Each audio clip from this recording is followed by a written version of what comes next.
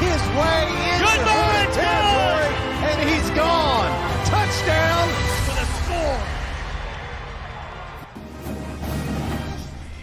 Good evening and welcome to the historic Tomato Bowl for tonight's district opener between the Nacogdoches Dragons and your Jacksonville Fightin' Indians.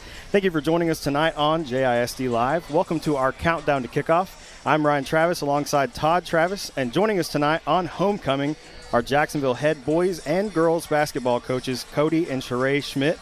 We're excited to have you guys with us tonight, so thank you for joining. No problem. Thank you for having us. Basketball is currently in the off season right now. How many athletes do you have in your programs, and are there any freshmen we should be on the lookout for this season? Sheree, you want to go first? Yeah. I should have 3 teams this season. There should be a good amount of freshmen that helps us have 3 teams. We hadn't had 3 teams in a while. We'll see, after volleyball. But as far as freshmen, like, being moved around or moved up, this year it's probably not going to happen. I mean, like, I'd rather keep them on freshmen, get them stronger and better, so that they can move up later. Okay. Cody, what do you think? Yeah, right now we got 20 kids, about 20 kids in the program in the athletic period. We're fortunate to get some freshmen put in there. There's about 6 of those guys. And they're doing a really good job. They're real young, as you know, with freshmen, but they're being very coachable, growing every day, and they love to be in the gym. Anytime we unlock the door, they're showing up. So we're really excited about that group. Good. That's great to hear. Sheree, you're in a rare position in high school sports of having almost your entire team returning for the upcoming season. This group has really helped to change the culture of Maidens basketball the past couple of seasons, going from 0-10 in district play, 5-5 in 23, and then 9-1 last season. So what have you implemented since taking the head coaching job that has really helped turn the program around?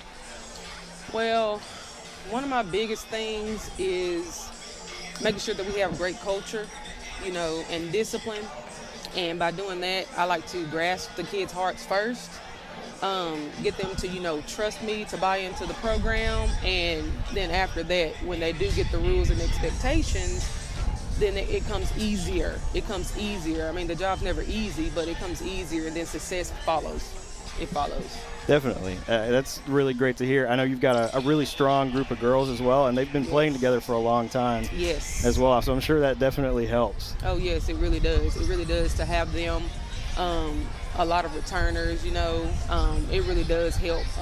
They're a strong team. They bond outside of, athletics and everything, and so it really does help the program.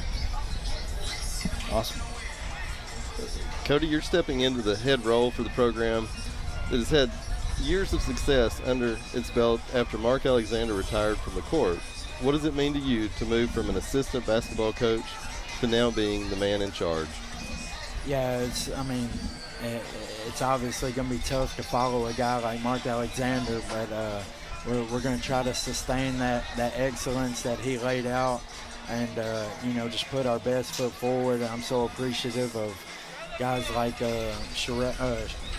Coach Schmidt here, working with her, and Mark Alexander and Tony Harris, and just those great coaches that I was fortunate to work under and be mentored by all 3 of them. And they all gave me a great role when I was coaching with them, and that helped me grow over the years. And I just can't thank them enough. And, I'm hoping I can return that favor with my assistants. We got Jakari Lewis, who was on staff last year, and we're actually moving up Charles Kendrick from the middle school. And those guys are amazing, and they'll be head coaches one day soon.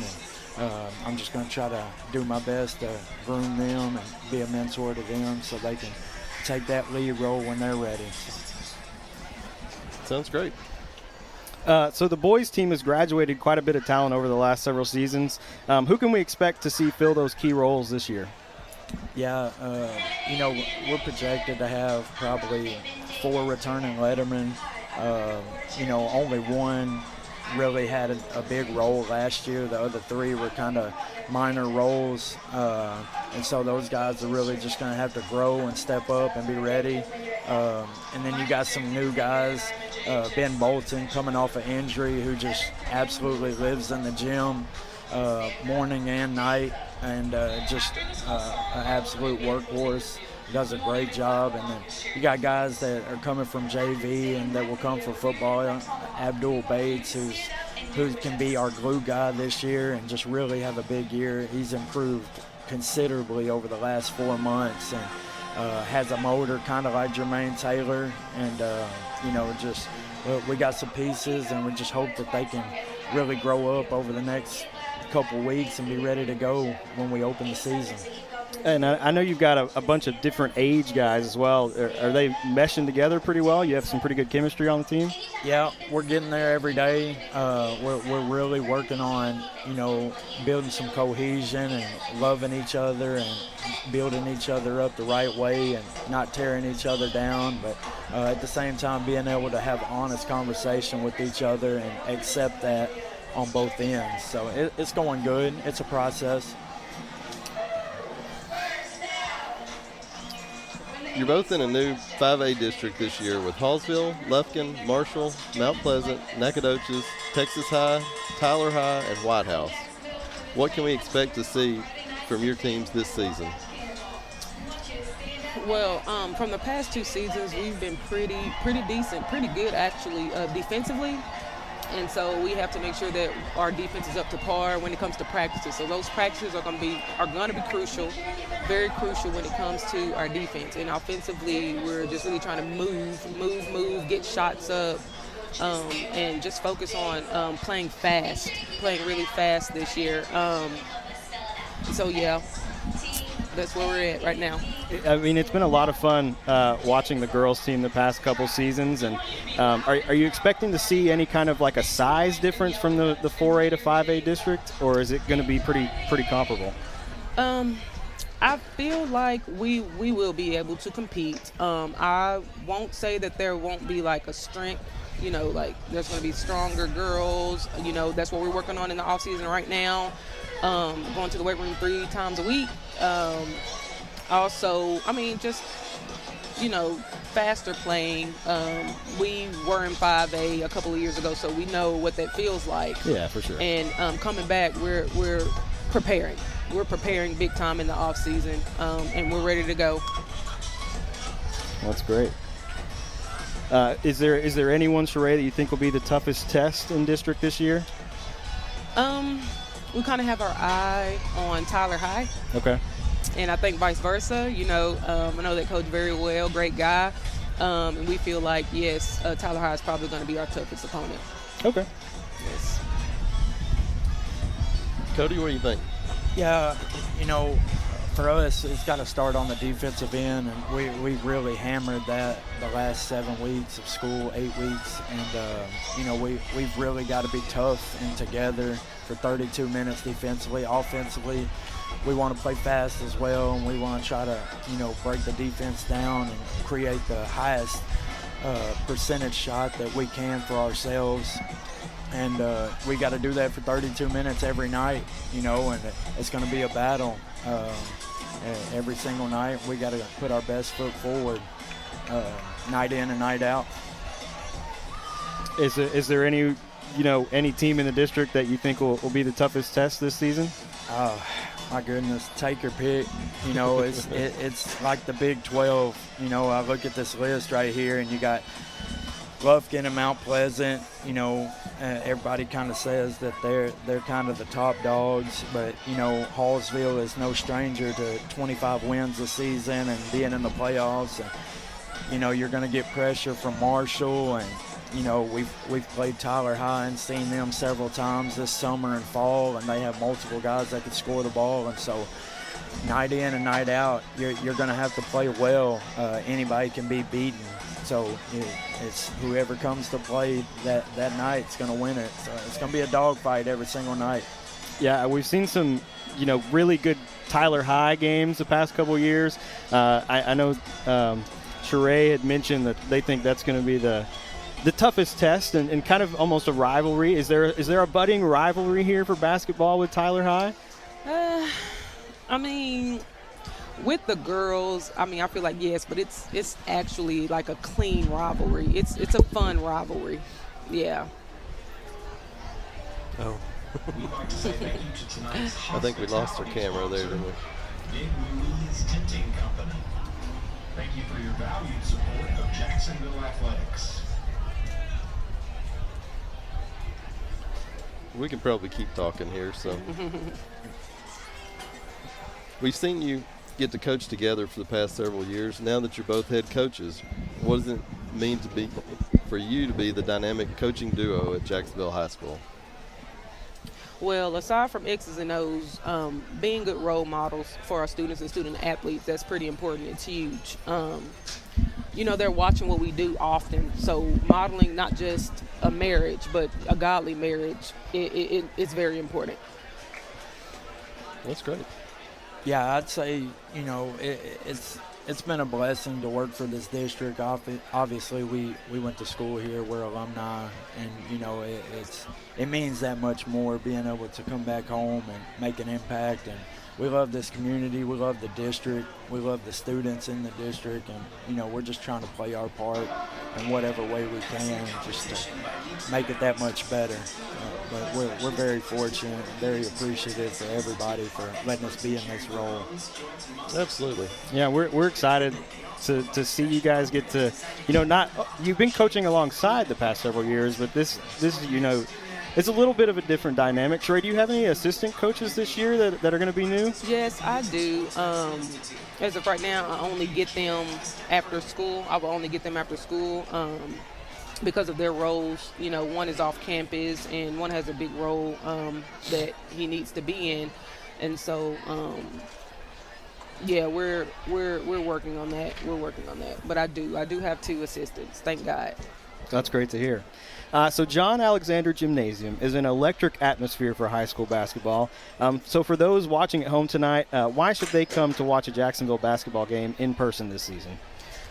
Well, these students deserve the support, actually, from the community. Those stands being filled matters to these kids, and I hear it all the time. And it breaks my heart when they're not filled for them. It does matter. These student athletes, they enjoy the game, so putting on a show is definitely what they're wanting to do, And so it's definitely in the forefront of their minds to make the games fun, for those watching. And so these kids do deserve that support from the community. And they're a lot of fun to watch, too. Yeah. That's definitely true. Cody? Yeah, I'd piggyback off that, and, just creating a home court advantage is so important, especially in district play for our kids. And, they say a good home court advantage is worth 8 points, and, we're going to need that this year. And I'd really encourage the community to come out and buy season tickets. I think they start selling them at the end of October. But please, community of Jacksonville, get season tickets, come to the games. When you're not able to come to the game, give your ticket to someone that will occupy that seat, and just come support Indian and Maiden basketball. And it's going to be an exciting year. We're really excited for the season to get started and open up John A. And maybe invite someone to come with you if you're coming to the game. Yeah. Or if you don't have kids playing, learn the athletes, adopt an athlete or 2, say I'm going to come support this kid, I'm going to come watch this kid. I mean, like, there's things that you can do, to help support these kiddos. For sure. Definitely. All right, well, thank you guys for the sneak peek into the upcoming basketball season. We're excited to bring everyone those games on JISD Live once again this year, and we wish you and both of your teams the best of luck this season. Thank you. We appreciate it. All right, fans, well, we're going to take a short break while we transition into the booth and get set up to bring you guys the homecoming festivities starting at 6:50. We'd like to say thank you to tonight's team meal sponsor, the Peacock Law Firm. Thank you for your valued support of Jacksonville Athletics. Dr. Westbrook, Dr. Stocks, and their dental team at All Smiles provide a wide range of dental services. This includes cleanings, fillings, crowns, bridges, implants, and cosmetic dental care. Call and schedule your appointment at 903-586-0741.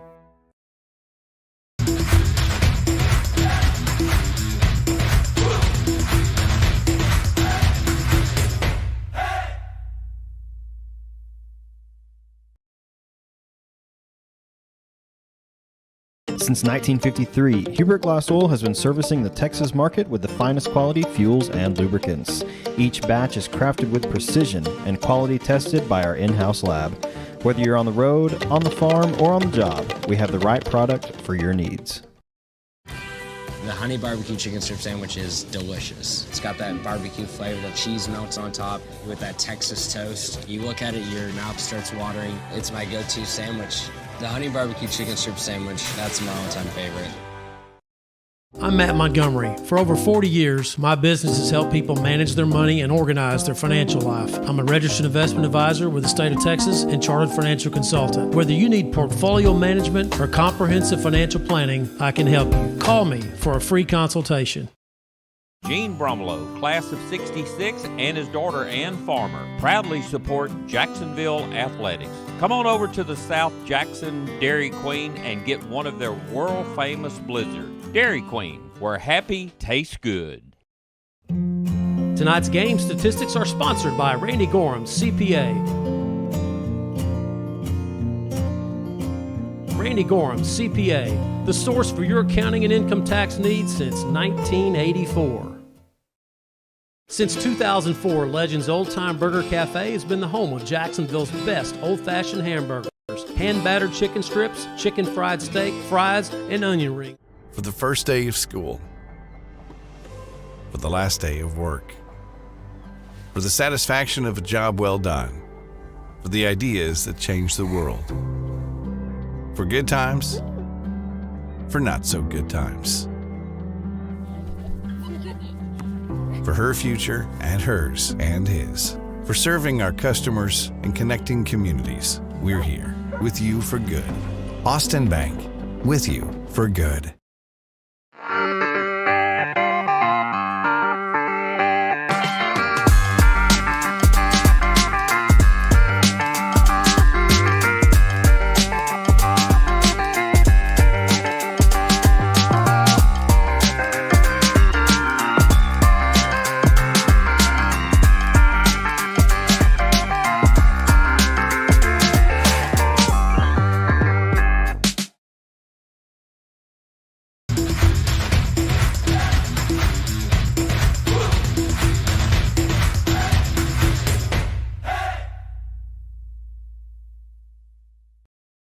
Dr. Darwin Dar and his staff at Dar Chiropractic specialize in family chiropractic care, exercise rehab, digital x-rays, nutrition and weight loss programs, decompression, and chiropractic wellness care. Located down the street from the Tomato Bowl, Dar Chiropractic. They can help you feel better.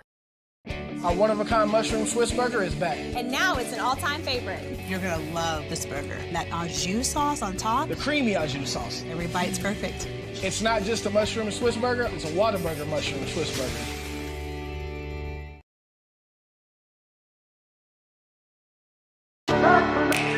Passing the competition by leaps and bounds. The team of world-class specialists at Christus Orthopedics and Sports Medicine Institute. Castillo. Arelis is the daughter of Javier and Ana Castillo. Throughout high school, Arelis has been involved in Key Club, HOSA, Yearbook, and Multicultural Club. Arelis has been a part of the Fighting Maiden soccer program for all 4 years of high school. After graduation, Arelis will miss the late-night bus rides home from soccer games and photojournalism class with Annette and Jessica.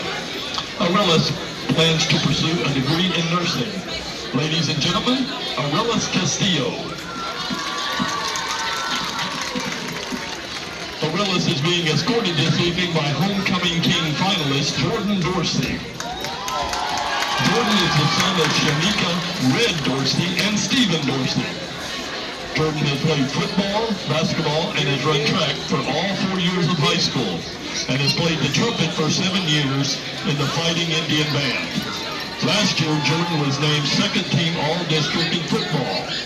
His favorite memory was when they completed the Indian Maker in 13 days and got to go outside and play Indian football. Jordan likes to spend his free time hanging out with his brothers, Jared, Brendan, Luis, Josh, Drew, and Dee Dee. After graduation, Jordan aspires to play football in college. Ladies and gentlemen, Mr. Jordan Dorsey.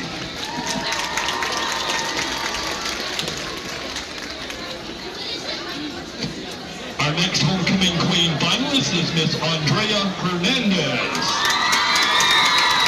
Andrea is the daughter of Maria Marquez and Felipe Hernandez. During high school, Andrea has been part of HOSA, Student Council, Key Club, Band, and is currently in National Honor Society. Andrea has played volleyball for 4 years and serves as senior lieutenant for the Cherokee Charmers.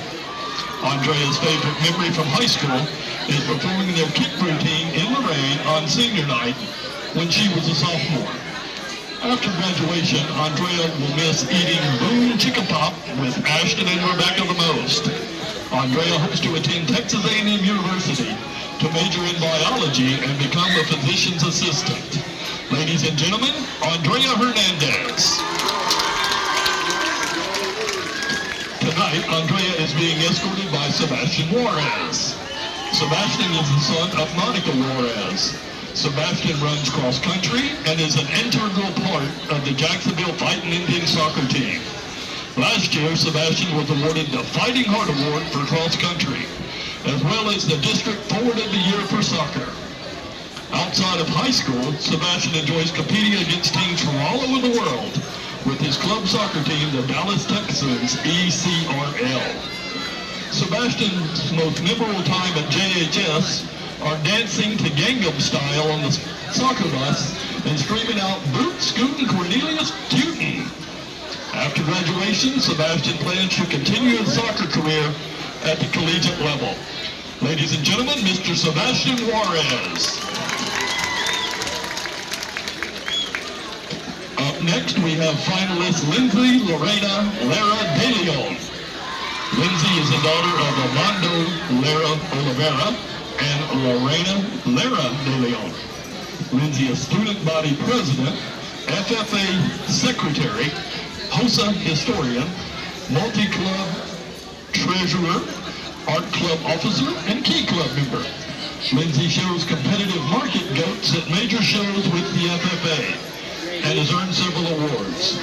Lindsay's favorite memory from high school is when they climbed up on top of the truck and watched the sunset in San Antonio at the livestock show with Mr. Stewart and all the girls. After graduation, Lindsay wants to attend Sam Houston State University or University of Texas A&M to pursue a degree in agribusiness. Ladies and gentlemen, Lindsay Lara. Lindsay is being escorted this evening by Victor Mendoza Sanchez. Victor is the son of Leticia Sanchez. Victor sings in the JHS choir and plays soccer for the Fighting Indians. Victor is a member of the NHS, Student Council, and is a Cherokee Charmer escort. Victor's favorite memory from high school was ripping his friend's poncho while it was raining at Disney World. After high school, Victor will miss soccer games, football games, and choir events the most. Victor plans to attend trade school and become an electrician after graduating in May. Ladies and gentlemen, Mr. Victor Mendoza Sanchez. Our next homecoming finalist is Miss Adriana Munoz. Adriana is the daughter of Heriberto Munoz and her stepfather Arturo Contreras. Throughout high school, Adriana has been involved with the JHS Majorettes, Band, NHS, and HOSA. Adriana is a 2-time grand champion in twirling and a 3-time All-State soloist winner. Adriana's favorite memory is when the twirlers went to Baylor University for a twirl day. After graduation, Adriana inspires to be a feature twirler in college and become an anesthetician one day. Ladies and gentlemen, Miss Adriana Munoz. Tonight, Adriana's escort is homecoming king finalist Edgar Mariah Jr. Edgar is the son of Edgar Moreira and Brenda Moreira. During high school, Edgar has been a flag runner, has been involved in band, and competed on the Jacksonville Fighting Indian soccer team. Edgar's favorite memory is when Trenton Hall brought his neon green shoes to school for the first time and everybody made fun of him. Out of everything during high school, Edgar will miss the bus rides home from away games most.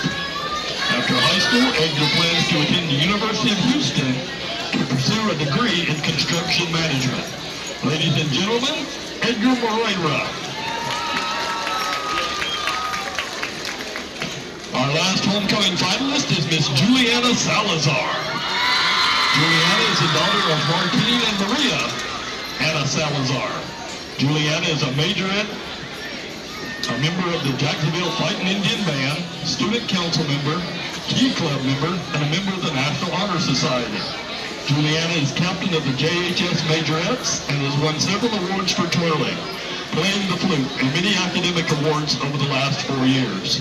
Juliana's favorite high school memory was when Sophie got her bag stuck in the stands and panicked at the UTSA game, but everyone just laughed. After graduation, Juliana would like to pursue a degree at Baylor University or the University of Texas at Austin. Ladies and gentlemen, Juliana Salazar. Juliana is escorted tonight by homecoming king finalist Jack William Torres. Jack is the son of Joel and Isabel Torres. Jack runs cross country and plays for the Jacksonville Fighting Indians soccer team. When Jack is not at school, he plays club soccer with FC Dallas and is learning to play the guitar. Jack's favorite memory is from freshman year when he crashed down on his brothers and friends when they wouldn't let him sleep. Jack wants to attend college and play soccer after graduation. Ladies and gentlemen, Jack Torres. How about a nice round of applause for our 2024 Jacksonville Homecoming Court.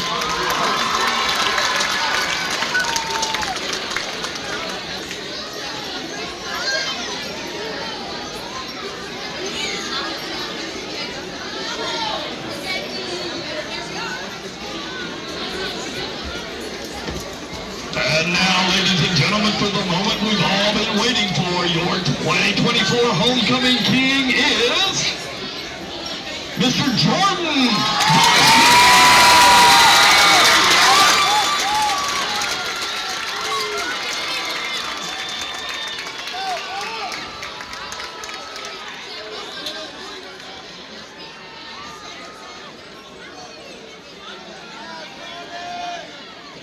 And finally, your 2024 JHS Homecoming Queen is Adriana.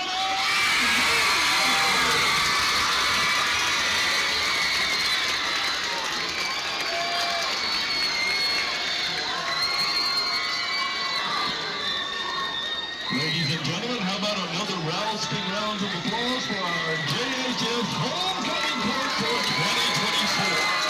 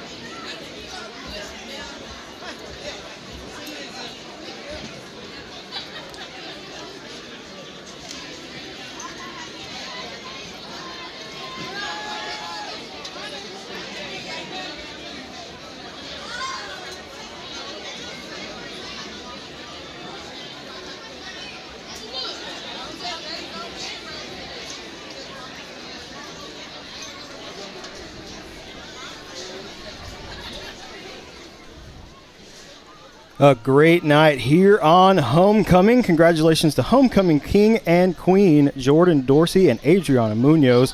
Now let's send it over to hear from head coach Jason Holman on this week's Inside the Huddle, brought to you by All Smiles. Dr. Westbrook, Dr. Stocks, and their dental team at All Smiles provide a wide range of dental services. This includes cleanings, fillings, crowns, bridges, implants, and cosmetic dental care. Call and schedule your appointment at 903-586-0741.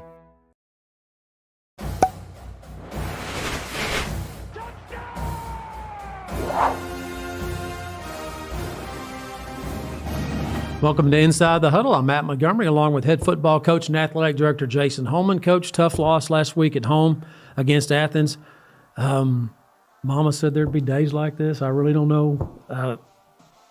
The game was just a tough game. Yeah. Obviously not the game we wanted. Credit to Athens. They came out and played tough and physical. We just didn't get it done. When you can't score offensively and you can't stop them on defense, that's never a good equation, and that was the case on Friday. It was the second week in a row where you look at the score and you say, those teams aren't that much better than Jacksonville. And, of course, we're Jacksonville, and we're going to say that. But it was true. I mean, we went going back to the Henderson game, not scoring when you're in the red zone. And then last week it just seemed like, to me, it was in the trenches.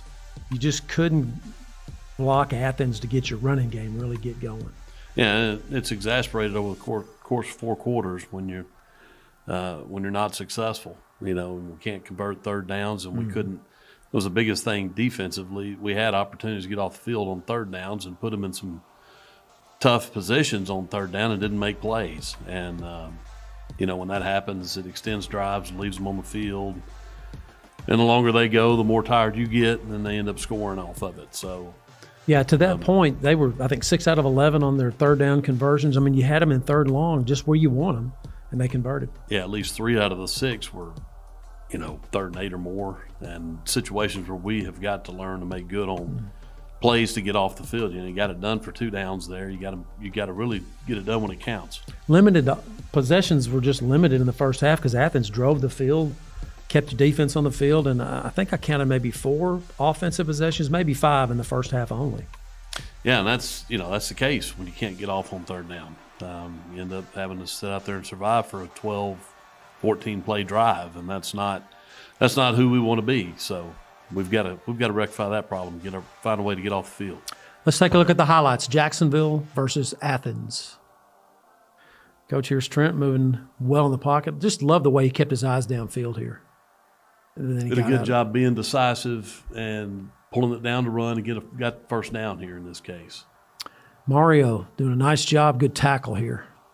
Yeah, Mario's playing well at times for us and doing a good job being physical. And here's Brendan with some good closing speed right here and breaking up this pass. Thought he was beat for a moment, and then, man, he turned it on and knocked it away. Yeah, a good job staying what we call in phase. We should have gone up with 2 hands and picked it, but obviously like the result otherwise. And here's a decleater, Elijah. Yeah, what a great hit by Elijah right there. We've got to get more like that for him. Here's a big run by Dede. Boy, he got cranked up in the fourth quarter for 21 here. Dede continues to be consistent. I mean, he's there every day. He works his tail off and, is our leading rusher for that very reason. Well, Coach, you go into district play now. Opening district with Nacogdoches at Tomato Bowl. The season starts now. Yeah. And this is where it is. This is where it counts. That was a message yesterday. It's 0-0 at this point. Clean slate. We don't particularly like how we finished out through the preseason or pre-district games, but at this point, we've got to put that behind us. We've got to move forward, understanding that the real season starts now. And the message yesterday was we're still in position to be able to do something. Quite frankly, that hadn't been done in Jacksonville for quite some time. It's going to require us improving. It's going to require our attention and our focus and effort and practice. Everything that's been required up to this point to get wins, it's going to require that and more. But you've got a clean slate, and you've got to take it that way, and we've got to move on and come out with some energy and some effort on homecoming night. Well, you see they're coming in Nacogdoches at 2-2. They lost last week 42-10 to a pretty good Brian Rudder team.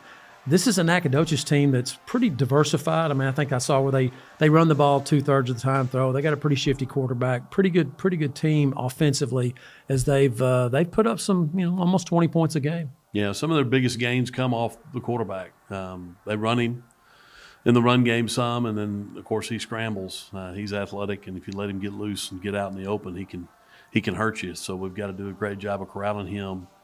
They've got a slot receiver number 3 that's explosive and can run, and those are the 2 biggest ones. And then they've got a large tall wideout, number 88, that can go up and get a ball if you don't, challenge him. So we've got a work cut out for us defensively. Offensively, and you can see right there they've allowed 34 points a game. We feel like we can move the ball, but it's going to boil down to being consistent. Although we didn't make the same mistakes in terms of penalties last week, we made mistakes in terms of not blocking people. So we've got to find that happy medium and be consistent. Get our run game going. Be able to get the ball down the field some when they load the box, kind of like Athens did to us and paralyze us to a degree. We've got to be able to find ways to get the ball out to our receivers and make plays. So it's just one of those games where we've got to show improvement from the first 4 games, and we've got to get moving in the right direction. I mean, you're averaging 270 yards a game. It isn't like you aren't moving the ball. It's just sometimes you shooting yourselves in the foot, getting the penalties, the pre-snap things when you don't need those. I would say Athens' defensive front was probably the best defensive front we've seen this year. Maybe, I don't know, Henderson was pretty good too. What about Nacogdoches? Will they bring the same kind of defensive look, you think, like putting 8 guys in the box? I think they'd be silly not to at this point. I mean, we've seen it now for 2 weeks in a row at least. And, we fully anticipate they're going to do something of that nature. But, if you make good on attempts in the red zone and you score, and you get off the field on 3rd down, we're talking completely different situations right now than what we're in. And that's not what we've done for the past 2 weeks. And the results have shown because of that. So those are 2 areas where we have got to be able to make good on in order to change the outcome of our games. Before we get to the keys to the game against Nacogdoches tonight, let's talk about your players of the game in the Athens game. Players of the week this week offensively were Alex Parr and Jared Holman, both graded out extremely well in terms of assignment. Defensively, Harrison Penn, who had his first start for the year, I thought played an outstanding game. I mean, he flew around. He had 2 solos, 4 assists. He was active, had a PBU. Got beat on one play. It was a technical issue, but did everything we asked him to do and stepped in to fill a role in lieu of an injury. And, that's the kind of teammates you want to have, the kind of players you want to have. So credit to him on a great job. And then Josh Gaskin on special teams is on multiple units, always gives good effort, and, is active and gets his job done. Those were our 3. So Nacogdoches, a team coming in 2-2 overall. Obviously, you start in district. It's homecoming tonight. All those distractions and everything. What's been your message this week of your team? You mentioned a moment ago. You talked about new start. Talk about how practice has gone this week so far, as like getting stuff done and getting prepared. Well, we were a little mundane on Monday. We've got to crank it up throughout the week and get it going. It's just another game. First and foremost, I mean, the game is the game. The game doesn't change because of who you play or where you play them or, how many people are in the stands. The game is the game, and we've got to understand that and not make it any bigger or smaller than what it is. Just understand it's a game, and we've got to go out and execute and have great focus for what we're doing.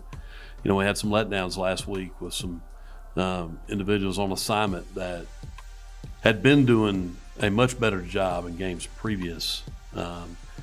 And I don't know if it's due to pressing or, trying to do things outside of the scheme, trying to do something different to try to make an impact. But that's one of those traps you can't fall into, just like you can't fall into it just because it's homecoming. I mean, you got to be consistent in how you play. And the only way to do that is down in and down out doing your job and playing within the scheme. And so, that's the message for the week. Keys to the game to get the win? Well, we've got to be able to obviously make good on what we talked about. We've got to be able to put the ball in the end zone when we get the opportunities in the red zone. We've got to be able to sustain drives, be prepared for them to load the box and have answers when they do. We've got to be able to stop them and get them off the field. We've got to keep the quarterback under control, not to let him run wild on us. We just got to play a good, clean football game and put ourselves in a position where we're competitive for 4 quarters. And honestly, if we'll do that, I really like our chances going into the game. It's Jacksonville versus Nacogdoches for homecoming here at Tomato Bowl. For Inside the Huddle, I'm Matt Montgomery. He's Jason Holman. Let's go back to the booth.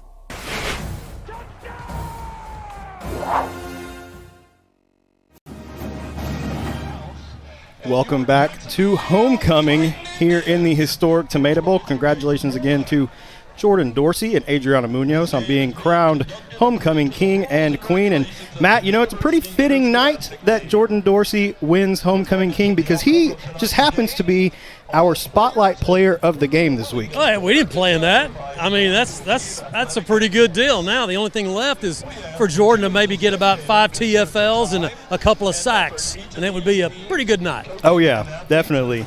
Jordan's been a huge impact every game. He's put a lot of pressure in the backfield so far. He's a senior this year. He's been a leader on this team, and he's also got 2 blocked punts.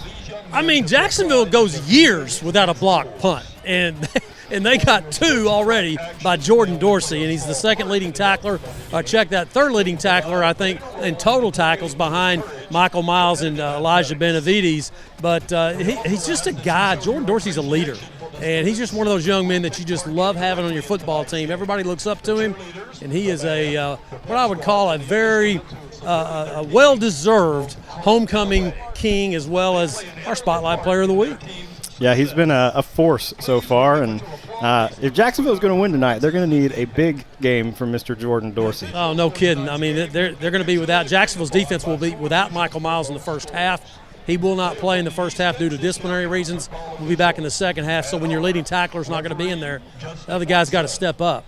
And so you'll see, of course, Mario's been playing really good at linebacker. Josh Gaskin's going to have to get some reps back there, as well as Elijah Harris to step up right there. So, they're really going to need those guys to step up in the first half. Yeah, the defense has been great so far.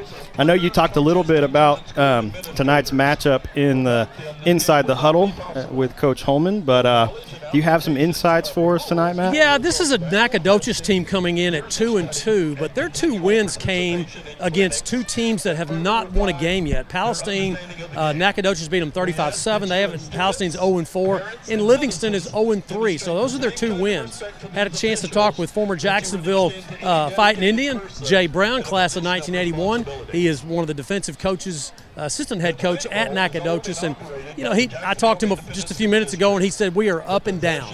And he said, if we can just get our kids to play the way that we know they can play, then we're going to be okay. They played a really good Brian Rudder team last week who's undefeated, lost 42-10. This is a young Nacogdoches team that remind me a lot of Jacksonville. They're relying on a lot of young guys to come in. You'll see some freshmen. You'll see some sophomores. One of their young men, number 88, I don't have my roster out. He was 4th in the state last year in the high jump in Class 5A. That would be Micah Lockett. Micah Lockett. He's one of their receivers and just a great athlete that Jacksonville's going to have to contend with throwing the ball because they're led by Tyron Matthews, their quarterback. He's their main offensive weapon. He's thrown for 438 yards in 4 games, and Matthews is also their leading rusher with 448 yards, accounting for 68% of Nac's offense. He wears number 1, and I guess there's a reason for that. So he's the guy that Jacksonville's going to have to really contend with.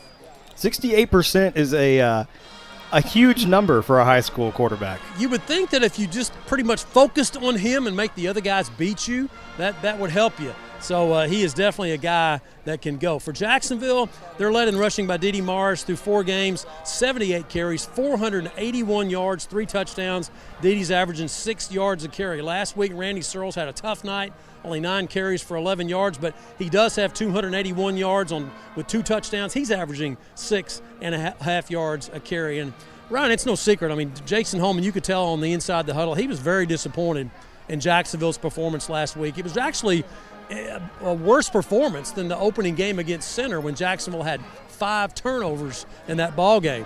Offensively, the Fighting Indians just can't get behind the chains like they did last week against Athens. And Nacogdoches they're fast, they're quick, and you just have got to come out and hit them in the mouth, and you can't fall behind like Jacksonville has. The last 2 games, the Fighting Indians have been down at the half, both games, 21-0. Yeah, that's a big deficit to try to overcome in the second half. And, you know, we talk about it a lot, Matt, how important it is to get that first down on the first drive, or really every drive.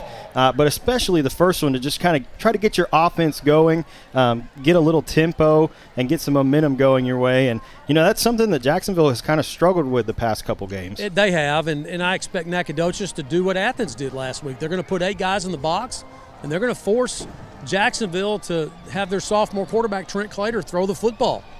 Jacksonville has a strong running game. Last week, Dede had 121 yards, and he's averaging well over 100 yards a ball game. And so Nac knows that that's what Jacksonville, that's what their MO is, running the football. So I expect them to do what Athens did. It was very successful, forcing Jacksonville to throw the football. It was. It was also impressive that Athens was running that defensively, and Dede still rushed for over 100 yards. Yeah, and it really came in the second half, and it's not that it came against Athens backups. No, I mean, they were playing their 1s and 2s. It's just like you said a moment ago, Jacksonville just got on track. They settled down, they got on track. That's what's been hurting Jacksonville the last couple of ball games, is really 3 ball games, including the center game. They got up to such a bad start. But it's the last 2 games against Henderson and Athens that Jacksonville just didn't get anything going initially. And you can't start like that. You've got to get that fast start, kind of like the Cowboys last night. They talked about what they had to do. Their key was coming into that ball game last night against the Giants, start fast, get on the scoreboard, and that's what they did, and that's why they got the win. Hopefully Jacksonville can do that tonight as well. That would be great to see. I know we've seen, some limited offense through the air for the Jacksonville defense, and I expect if Nacogdoches is able to stack the box, kind of limit the run game, we're going to need a big game from Trent Clater too with his arm. No doubt, and you're going to have some guys catch the football, because there's been several times that Trent Clater's put the ball right on the mark and it got dropped. So that's something that definitely the Fighting Indians are going to have to improve on, and hopefully they'll do that tonight. Another sprint down the field for the Little Indians. My granddaughter Brinley was right there at the front. I think she got edged out by a couple of boys. She's not going to be happy with that. That's a pretty good group of kids down there, too. Yeah, it's not bad. It's homecoming, so I'm watching her mom. So I'm going to have to pick it up and take it down to her. And how about that? That in-between age when they're in 6th grade, she's running out of the tunnel, but now she's got a date for homecoming. So. Oh, wow. Yeah. You know how that is. All right, hang on. I'm handing it to her. Let me give you your phone here. Grandfather duties here, buddy. Hang on. There you go. Well, while you're handling that, let's take a look at the video. Made of flame. It is the season of fall and football in the Lone Star State. It is where legends are born and perseverance reigns supreme. It is where a proud city comes to cheer its Indians to victory. It is Friday night in the historic Tomato Bowl. That video will just get you excited every time. Oh, every time. Well, we've got about 11 minutes left here before kickoff tonight between Jacksonville and Nacogdoches. I'd like to remind everyone that this part of our countdown to kickoff is brought to you by our good friends Gene Brumbelow and Ann Farmer at the South Jackson Dairy Queen. So special thanks to them for sponsoring our countdown to kickoff. Appreciate Gene and always supporting Jacksonville athletics and JISD. Appreciate them doing that. So both teams now coming out of their respective dressing rooms. Check that. I don't see Jacksonville. There's a lot of people on the field during homecoming, There's a lot of people. A lot of moms, a lot of people taking pictures and things. Now, Nacogdoches is out of their heart a lot. They didn't bring the dragon, the run-through dragon. I always like seeing that.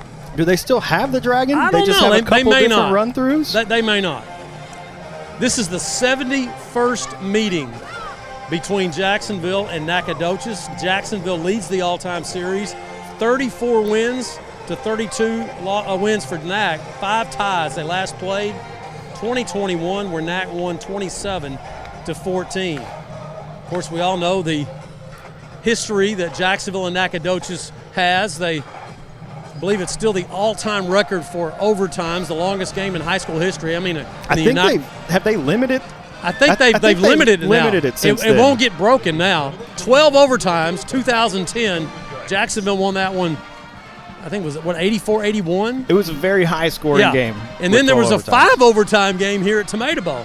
And now the one in 2010, that one was a bit of a farce because Nacogdoches needed to win by 2 points to make it to the playoffs. That's the way the point system worked. So every time they lined up to kick the winning extra point, they had to go for 2. And Jacksonville would stop them, and then we'd start all over again. Well, that only happened 12 times.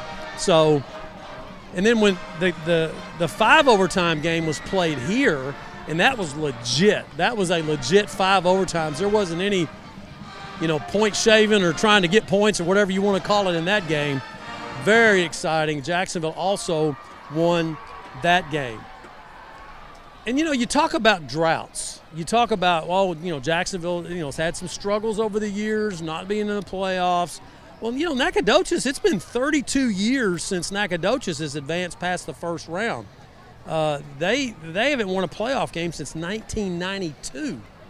Wow. Yeah. So that's a long time. It's been a while for Nacogdoches in the playoffs. Now, I think they feel pretty good about this football team. They feel like they can get one of those 4 spots. But it's been a while since they've won a playoff game. For Jacksonville, it's been since 2004. But not 1992. That's a long time. That is a very long time. So Jacksonville now with their blue helmets, blue jerseys, gold numerals, gold pants tonight. I like to see that blue on gold, Ryan. I do too. Yeah, it's a good look. We had the gold on gold, then with the blue on blue, and now Coach Holman's mixed it up with the blue on gold pants. Looks like both teams are just a tad ahead of schedule on the clock as Nacogdoches is already lined up on the sideline over there. So they are. They came out and got warmed up and ran through the tunnel. Yeah, we've still got 7.5 minutes here before the game starts. They do. Jacksonville's just still kind of loosening up on the sideline as Nac's kind of lined up. Now they're kind of breaking it up and moving around. Wow, they look like they're lined up for that national anthem. They are. Jacksonville normally comes out around this time, gets a nice little warm-up in, kind of come out of the locker room, get back warm, make sure your muscles are all ready to go before we run out of the tunnel and get this game underway. But, yeah, Nacogdoches maybe jumping the gun a little too early tonight. I'd be surprised if they stand there for the next 7 minutes because I don't think Jacksonville's planning to get this game started early, that's for sure. I don't think so. I mean, they've got it choreographed down to where they know when to start walking toward the tunnel, and the song starts playing, the lights will go off. And what's the name of the song? Enter Sandman by Metallica. Enter Sandman. Gotcha.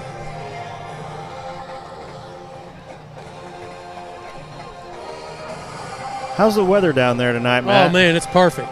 It was kind of windy during pregame. Well, it's nice. I mean, there's no wind at all. It's one of those nights where you feel like, okay, now it's starting to get to be football weather. It's cooling off. That's a pretty stark difference from last week because last week it was muggy. Muggy and humid. Hot. Yep. Guys getting nauseated. You had cramps. Yeah. I'm sure they'll appreciate So here we a little go. bit of cooler weather. Enter the Sandman.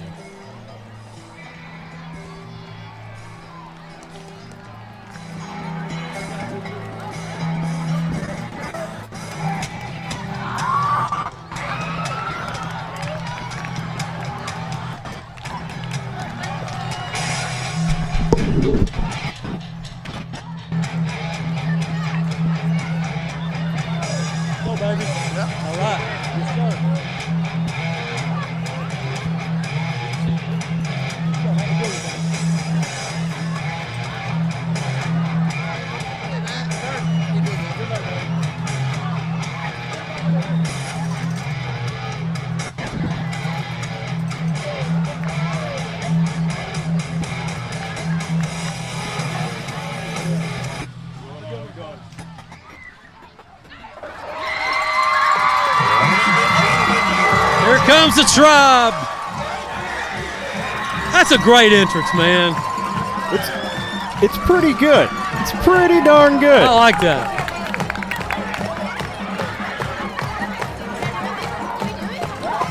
Got a bit of the walking wounded down here. If you look on the Jacksonville bench, to count 4 Jacksonville players. 5 players not playing tonight. Didn't count the number that are suiting up, but last week it was 33. So you're getting into that point of the season where trying to keep guys healthy, and I said we haven't even played the big boys yet. So you're hoping that you can stay healthy. So both teams now lined up on the sideline. Jacksonville High School Band will perform the national anthem. Let's listen to our PA. Please join the Jacksonville High School Fighting Indian Band under the direction of Mr. Donnie Barrier as they play our national anthem.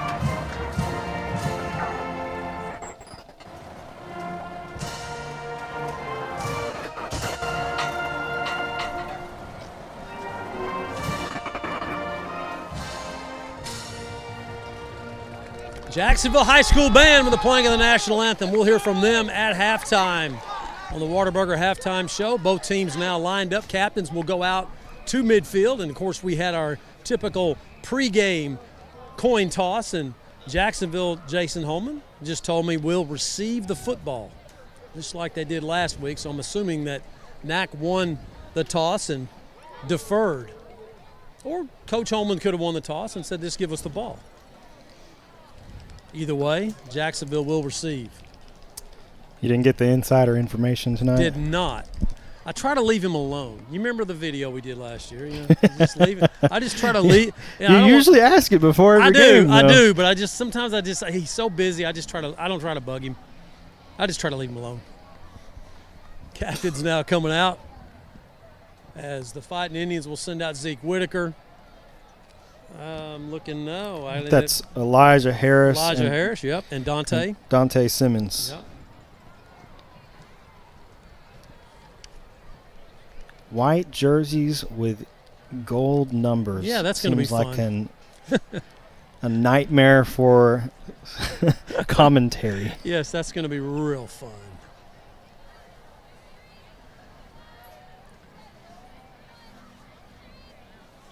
You know, when the coin's already been tossed, I guess they're just telling them, hey, guys, let's have a clean game. Meeting at midfield. For the Dragons, we have number 74, Quentin Lacey. I've been out there before where the official said, we've already tossed the coin, guys. We already know that Jacksonville's going to receive. But let me just remind you that if we have any trouble, we're going to come to you guys, yada, yada, yada, yada. You know, just have some referee talk. Definitely. 14, Elijah Harris, and number 7, Dante Simmons. Just a beautiful night here for homecoming. Had a couple of class reunions here tonight, class of 2004 and class of 1979 having their reunions tonight. My daughter's in the 04 class. I'm old. So Jacksonville is receiving, as I said, and it was Nacogdoches did win the toss, and they will defer and give the ball to Jacksonville to start the ball game. Jacksonville will be going from north to south to start the ball game. And they'll put their offense on the field and try to get that fast start that Jason Holman said they really need to get against Nacogdoches. First district ball game as Jacksonville comes back up to 5A after being in 4A for a couple of years. As they say, everybody right now, 0-0. All those non-district games don't matter. This is where it counts. Number 16, Victor Martinez, set to kick off for the Golden Dragons.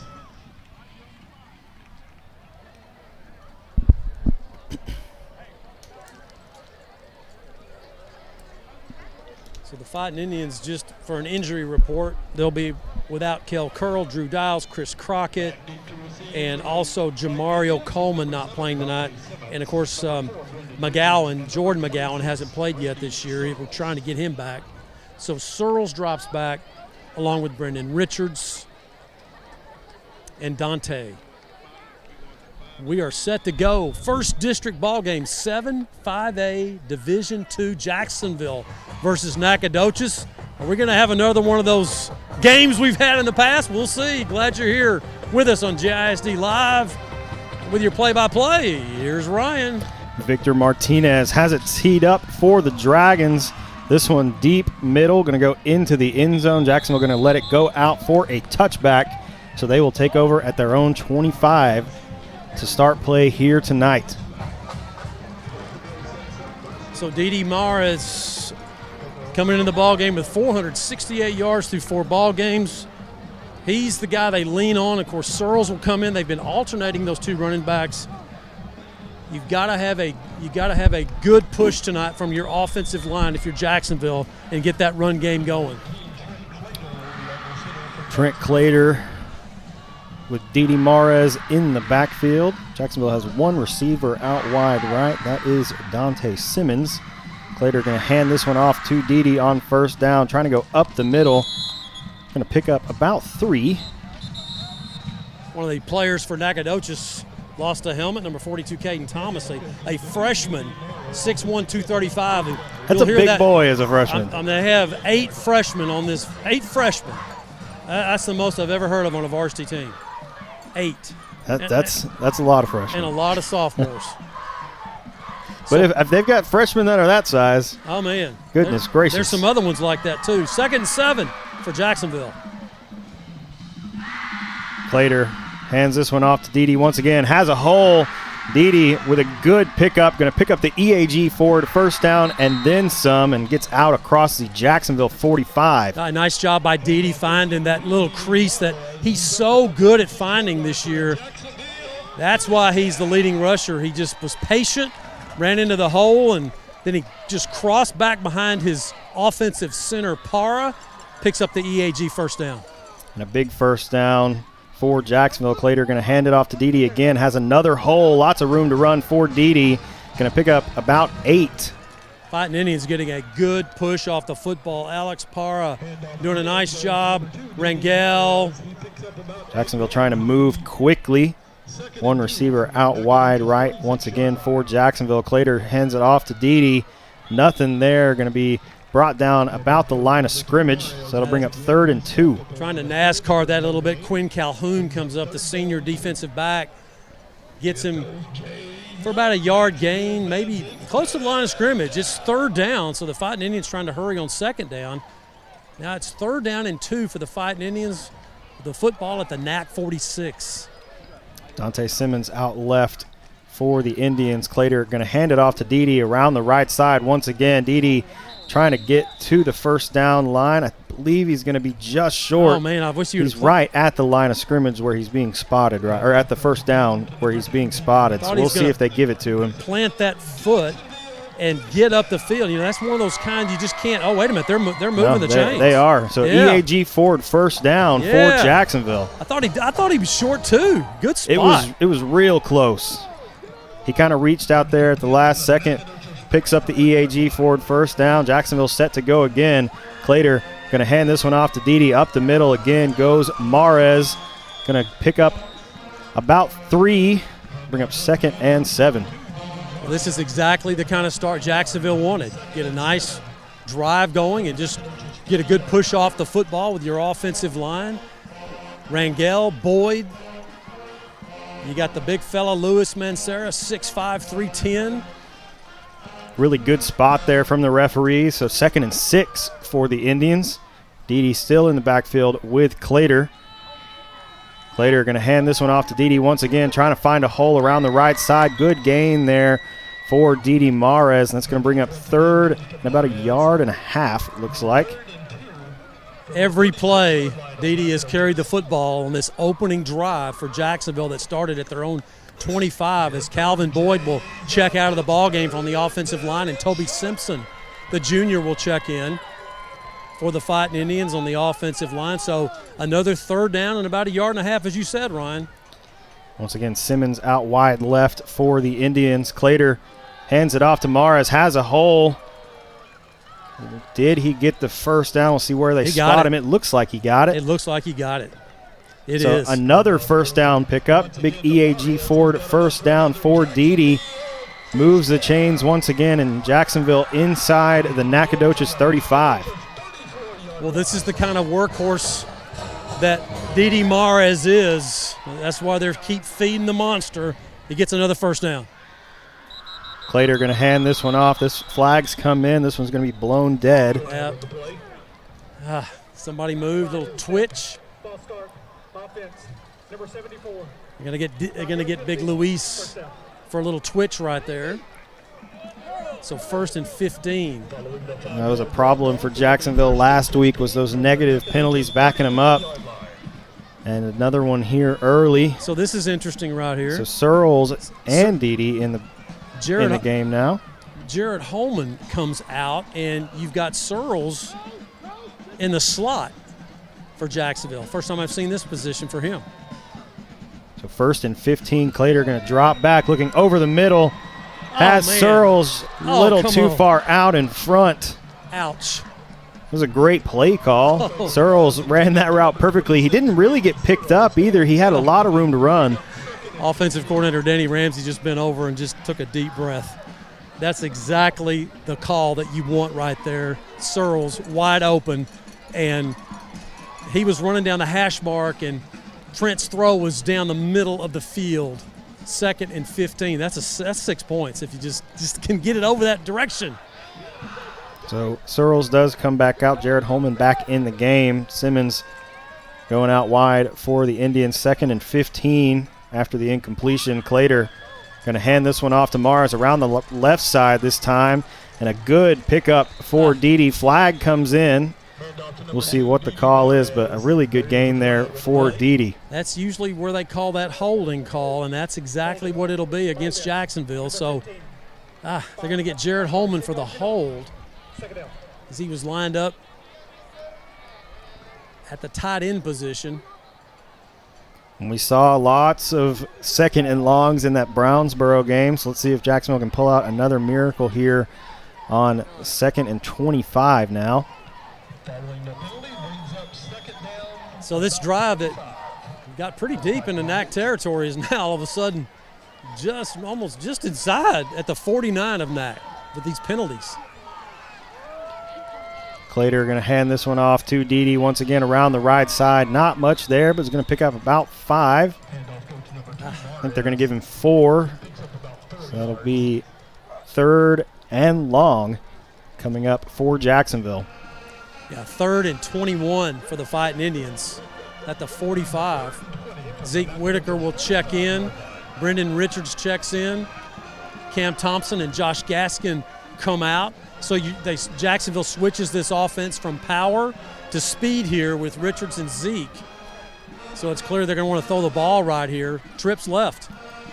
Trips left for the Indians. Clater dropped back looking to his left. Just out in front of Brendan Richards, incomplete. And Jacksonville, it looks like is going to, no, they are going to send the punting unit on. So we'll see KC come out to punt this one away for Jacksonville. Yeah, Trent just kind of rushed that one a little bit. He was waiting for Zeke to clear the linebackers, and before he did, he went ahead and released the football, bounced in front of him.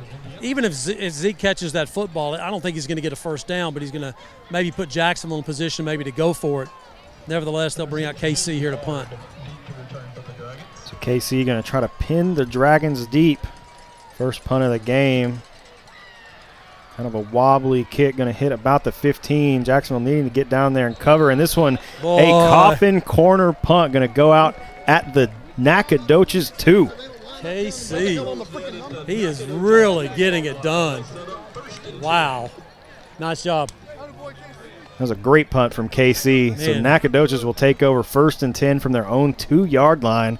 And if you're Jacksonville, you'd like to get some points, but you have to count that as a win, I think, on the punt from KC. Yeah, if your drive stalls and it doesn't work out for you, this is the second best thing here to put your defense on the field with Nac at their own 2 on their opening drive. It's Tyron Matthews, the senior quarterback. He is the trigger man with all the yards for Nac. 68% of Nac's offense comes from this young man.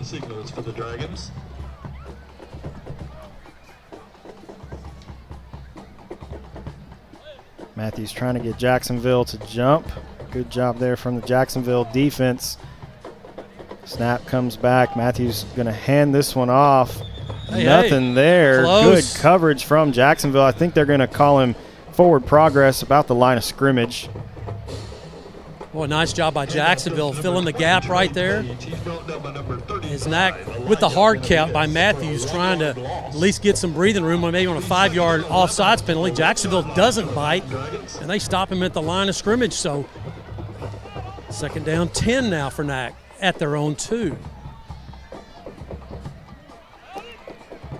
Matthews alone in the backfield on this play, sends his running back out wide. Oh, they got movement. That's going to be half the distance against Nac. Yep, and you know that's what happens when you're nervous a little bit and you got your back to the wall. So number 74, Quentin Lacey, the senior, 6'4", 330 pounds. Yes, you heard me right. He is a big young man. He is a big young man. Yep. If you're the Jacksonville D-line here, you just got to have some patience. You've got him backed up. No penalties. Matthews going to take it himself up the middle, has some room to run, makes a couple good moves, gets out to the right side. Brendan Richards in pursuit, trying to get there, bring him down, not able to do so. And Tyron Matthews goes 99 yards for the Nacogdoches touchdown. Brendan Richards had him at the 20, and he just didn't pull him down. He caught up with him and just didn't pull him down. You don't see many 99-yard plays. I think that's only the 3rd one I've ever seen in Jacksonville history. 2 of them Jacksonville got, but that's the first one I've seen in all my years from an opponent. Another heck of a run. Wow. And Jacksonville just didn't tackle either. You got to, let's call it for what it is. They had him, and they just didn't bring him down. Extra point up and good for Martinez. So Nacogdoches now leading Jacksonville 7-0, 5:25 left in the first. We'll take a short break and come right back. This is Fighting Indian Football on JISD Live. Dr. Westbrook, Dr. Stocks, and their dental team at All Smiles provide a wide range of dental services. This includes cleanings, fillings, crowns, bridges, implants, and cosmetic dental care. Call and schedule your appointment at 903-586-0741. Since 2004, Legends Old Time Burger Cafe has been the home of Jacksonville's best old-fashioned hamburgers. Hand-battered chicken strips, chicken fried steak, fries, and onion rings are the best around. Legends, home of Jacksonville's best old-fashioned hamburger. That 100% beef Whataburger takes 2 hands and all of your attention. So yeah, now's the time to sneak that fry. Good thing there's plenty to savor. Good thing there's Whataburger. Welcome back to the historic Tomato Bowl. 5:25 left in the first. Nacogdoches on a huge explosive play takes a 7-0 lead over Jacksonville. So Victor Martinez making his way onto the field to tee this one up for the Dragons. Well, Jacksonville clearly needs to answer. That's not the great start they needed. In fact, that's a more deflating start right there after you drive down and you played so well offensively and you stalled because of mental mistakes, penalties, jumping, holding, and then you give up a 99-yard run. Kickoff's brought to you by our friends at Neighbors Coffee. Martinez set to kick this one away for Nacogdoches. Back deep, Searles, Richards, and Simmons.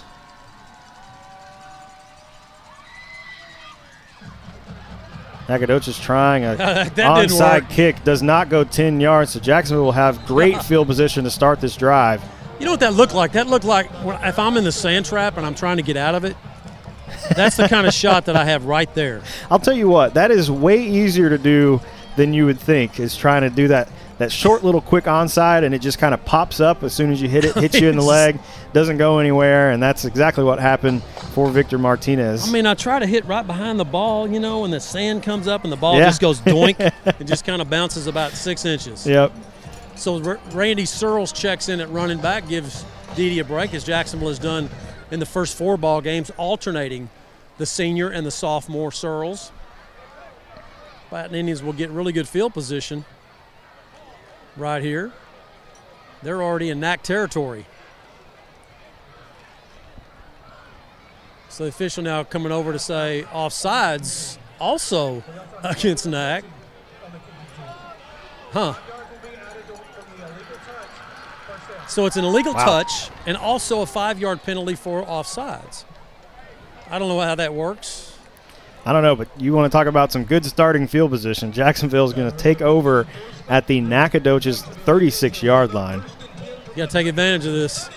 It's hard to get much better field position than that without a return. Yes, without a return. One receiver out wide for Jacksonville. Clater going to hand this one off. Searles in now for the Indians. A pretty good pickup on first down for Randy Searles. And that's something Jacksonville can do. Obviously, that first drive, we saw that with Dede. Randy Searles adds another dimension. He's the kind of guy that can pop that thing outside and go the distance. So if you're Jacksonville right here, you just can't make the mistakes they've been making the last couple of ball games with false starts and holding calls. 2nd and 5. Gaskin and Searles in the backfield. Handoff goes to Searles. Good patience there from Searles. A good burst and a good pickup for an EAG Ford first down for Randy Searles inside the Nacogdoches 20. Well, you said it exactly right, Ryan. His patience right there is what enabled him to kind of slide down the line of scrimmage. It's almost as if he was just going sideways with his feet. He wasn't really running. He was just kind of chopping sideways before he saw the opening, and then he took off. And he gets that EAG Ford first down to the 17-yard line of Nacogdoches. Jacksonville inside the red zone for the first time tonight. One receiver out wide left. Clater going to hand it off to Searles once again. Searles finds a hole. Good burst forward. Going to pick up about 6. Saul Garcia with a nice block for Jacksonville, along with H-back Josh Gaskin. And Javon Rangel opens up a little bit of a gap, and Randy picks up 6. 2nd and 4 to the 11 of Nacogdoches. Fighting Indians trying to answer that NAC touchdown. Isaac Suarez Mosley out wide left. Clater going to hand this one off to Searles. Gets tripped up around the left side. Flag comes in kind of late. What is that call? Is that going to be a hold? It came from way across the field. Oh, please don't be a hold. It almost looked like a defensive hold. I'm not sure what exactly they're calling here. Well, Searles got he got about 3. It would have been 3rd down and about 2. Officials talking. Jacksonville's backing up, so it looks like it's going to go against the Fighting Indians. It is going to go against Jacksonville. Hands to the face. Number 15 in the offense. Hands to the face 15-yard penalty. Replay, second on Jared Holman, so that'll back the Indians up. Oh, wow. All the way to the 25-yard line. Fighting Indians need to get all the way down to the 7-yard line of NAC. Yeah, where Jacksonville was going to have about a 3rd and 2 inside the Nacogdoches 10. They now have a 2nd and 14. Yeah, more like 2nd and 18. That's on the scoreboard 14, but it's about 2nd and 18. Yes, it is. They got to get to the 7. Still, it's a long way. It's a long way. Yeah. 2nd and long. Yeah, either not to way. be nitpicky. One receiver right for the Tribe. This one's going to be blown dead. Too much time. Delay a game so on Searles, Jacksonville. excuse me, Ryan, I was going to say, Searles lined up on the left of Trent Clater, and Clater recognized and said, move over here. And Searles just kind of took his time and slid over there, and before you know it, clock runs out. So Jekyll and Hyde so far in this first quarter. They see some good things and some bad things. Had a lot of positive plays, also a lot of penalties that backed Jacksonville up. One receiver right for the Indians. Handoff goes to Searles. Trying to find some room. Nothing really there for Searles. Going to pick up 2 on the play.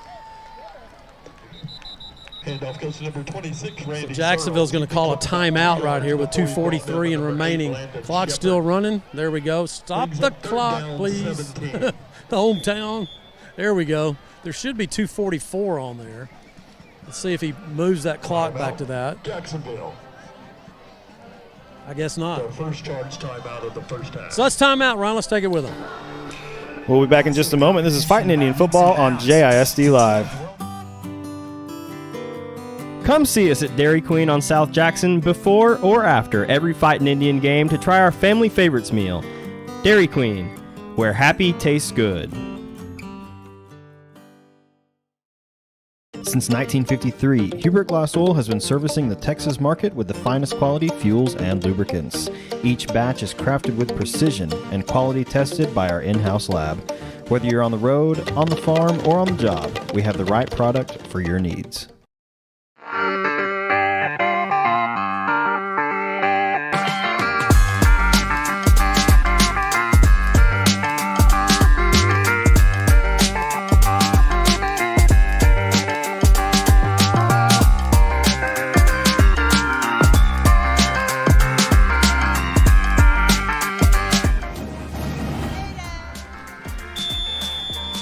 Welcome back to the historic Tomato Bowl. 3rd and long for the Indians. Clater going to hand this one off. Searles trying to get some yardage, still on his feet. Nice run. Good run from Searles. Going to get back close to the original 10 yards. Jacksonville. So KC, here goes KC. This is what you've been wanting, Ryan. Hey, I'm here for it. This will be a 35-yarder from the right hash mark for KC. Zeke Whitaker will hold. Toby Simpson will snap. Definitely in KC's range from 35. 5th game of the season. This will be the first field goal for KC. I thought he had one. Did he? Okay. It was a bad snap. Oh, that's right. Good snap, good hold. This one low. It got through. Just over the bar from KC. Man. Golly, Zeke muffed the snap again, and he got it down at the last second, and what a job by KC Cardenas from 35. Gets Jacksonville on the board. So Jacksonville on the board, 7-3. We'll take a short break and come right back. This is Fighting Indian Football on JISD Live. Passing the competition by leaps and bounds. The team of world-class specialists at Christus Orthopedics and Sports Medicine Institute are experts in caring for bones, joints, and muscles. In addition to treatment, they also provide special programs designed to keep you in optimal shape and improve athletic performance. So whether you're a student athlete or a weekend warrior, they'll keep you at the top of your game. Christus Orthopedics and Sports Medicine Institute, taking orthopedic care a step further. Dr. Darwin Dar and his staff at Dar Chiropractic specialize in family chiropractic care, exercise rehab, digital x-rays, nutrition and weight loss programs, decompression, and chiropractic wellness care. Located down the street from the Tomato Bowl, Dar Chiropractic. They can help you feel better. Welcome back to the historic Tomato Bowl. Jacksonville on the board, 7-3 after a tremendous field goal from KC. He did a great job of getting that ball just enough air to get it through. Well, you know, Zeke kind of muffed the snap a little bit. It was a good snap by Toby Simpson, and it just kind of hit Zeke in the hands, and he got it down. And, boy, KC did a great job. He was already into his motion, and he had to pause, but he had enough leg strength to push it through 7-3. Here's the kickoff by KC. So pop up left. Kickoff's brought to you by our friends at Neighbors Coffee. This one going to go out of bounds from KC. So kick out of bounds. Nacogdoches will take over from the 35, yeah, let's I see, believe is correct. Well, let's see. It went out at the 30. Illegal kick out of bounds. Kicking 10. 5-yard penalty. 5-yarder. Oh, re-kick. Oh, they're going to re-kick it. They're going to re-kick. Yeah. Nac would rather let their return unit see what they could do with it. So the kickoff now will come from the Jacksonville 35.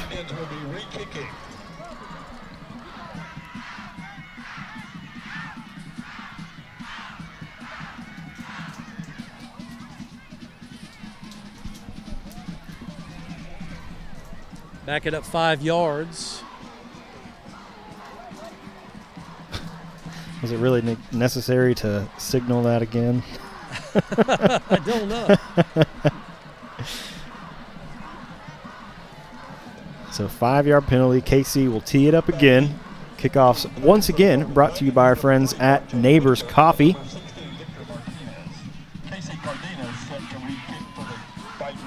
So we'll see if Jacksonville still has the game plan. If KC's going to try to pop this one up again. He can go deep. He has a very strong leg. Pops it up, though. We will see a pop up from KC. This one caught at the Nacogdoches 30. Pretty good return. Still on his feet. Finally brought down near midfield. So Nac's going to get their turn at having a lot better field position than they had on their opening drive when they started at their 2-yard line. Got backed up a yard, and Matthews goes 99 for their score. So the Nacogdoches Dragons will have it at their own 48-yard line.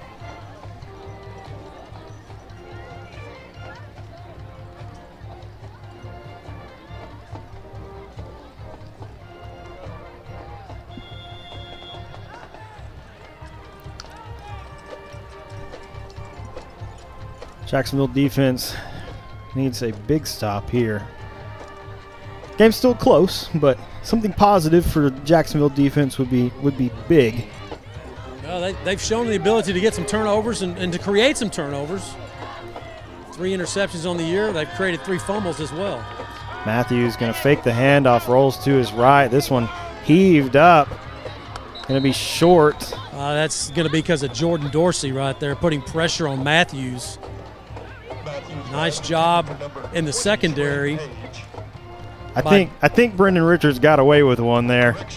Well, I think they maybe didn't call it because it was short, but I think there maybe should have been a hold there as he targeting.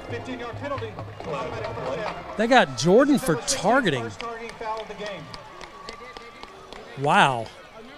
Well, of course, targeting can mean so many things these days. I mean, obviously it's where you use the crown of your helmet to the opponent's helmet. But I saw Jordan put the pressure on Matthews, the quarterback, but I did not see the contact helmet to helmet. I did not either. Apparently it wasn't flagrant enough for him to be ejected. So 1st and 10 for Nac after the penalty. This handoff going to go around the right side with Trey Page. Good tackle by Mario. Pickup of 2 on the play. Well, it's been a penalty mistake-filled first quarter for Jacksonville, and they're pretty fortunate they're only down 7-3 with 1:05 remaining in this quarter with some of the mistakes they've been making, Ryan. It's been a pretty quick first quarter, too. Both teams, I mean, this is Nacogdoches' second possession of the game. Handoff goes to Page once again. Lots of room to run. Finally tripped up by Benavidez. He doesn't make that tackle. It's a score. What a tackle by the sophomore, Elijah Benavidez, the second leading tackler for Jacksonville. As Trey Page, the junior, 5'8", 185, and he's a scooter. Little counter play right there caught Jacksonville going one way, Page going the other. And as I said, Mario doesn't trip him up. That's going to be a touchdown, but Page does pick up the first down for Nac as we go under 15 seconds remaining in this first quarter. So 1st and 10 for the Dragons inside the Jacksonville 30. 2 receivers right. Matthews going to keep it himself around the right side. Lots of room to run. Has a hole. Harrison Penn is able to at least knock him closer to the sideline, and then some good pressure there from Zeke. Another missed tackle by Brendan Richards right there. Just had him the angle on him, and just did the shove and it didn't go out of bounds. You got to be more physical than that. That's going to end the first quarter. So at the end of one, Nacogdoches leads Jacksonville 7-3. We'll be back in just a moment. This is Fighting Indian Football on JISD Live. Gene Bromlow, class of 66, and his daughter Ann Farmer proudly support Jacksonville athletics. Come on over to the South Jackson Dairy Queen and get one of their world-famous blizzards. Dairy Queen, where happy tastes good. Tonight's game statistics are sponsored by Randy Gorham, CPA. Randy Gorham, CPA, the source for your accounting and income tax needs since 1984. For the first day of school, for the last day of work, for the satisfaction of a job well done, for the ideas that change the world, for good times, for not so good times, for her future and hers and his, for serving our customers and connecting communities. We're here with you for good. Austin Bank, with you for good. Passing the competition by leaps and bounds. The team of world-class specialists at Christus Orthopedics and Sports Medicine Institute are experts in caring for bones, joints, and muscles. In addition to treatment, they also provide special programs designed to keep you in optimal shape and improve athletic performance. So whether you're a student athlete or a weekend warrior, they'll keep you at the top of your game. Welcome back to the historic Tomato Bowl. Start the second quarter. Nacogdoches down to the Jacksonville 5-yard line after a big run from quarterback Tyron Matthews. And you said, Matt, he's the leading rusher for the team coming into the game, and so far you can see why. Yep, very quick. Matthews going to hand this one off to Page around the right side, and Nacogdoches in for the score. Well, Samadra Kincaid came up from his corner position to try to support, and he ran into Ulysses Sanchez, 6'1", 285, and boy, he just kicked Samadric out like he was a third grader right there. But that size difference was huge, and just an easy walk-in touchdown from 5 yards for Trey Page. This is a big offensive line. They've got a lot of size. They do, and Jacksonville has their hands full, and good contained by Samadric. He just couldn't get back inside. Extra points brought to you by our friends at Neighbors Coffee. This one blocked. Jacksonville trying to return. Samadric Kincaid across midfield to the 30, the 20, the 10, and Jacksonville going to return a blocked extra point. That's a two-pointer. Samadric Kincaid with the return from 90 yards. Whew.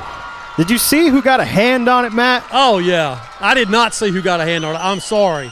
I just saw the ball bounce right up perfectly to Samadric Kincaid, and then he was off to the races, and he left everybody about the 30. Somebody had a chance at him about the 40, but it was over then. So 13-5 in the bottom of the sixth as Jacksonville gets the two-pointer. You want to talk about some momentum. If Jacksonville's not pumped up after that. The last time Jacksonville got a two-pointer on a conversion, we were in Alvarado, Texas in 2016 when Braylon Ryden did that against the Alvarado Indians. Seeing the replay right there, Samadric getting mobbed by his teammates, gets the two-pointer. So the Fighting Indians got a little life here. They'll get the ball. That's the first play of the second quarter.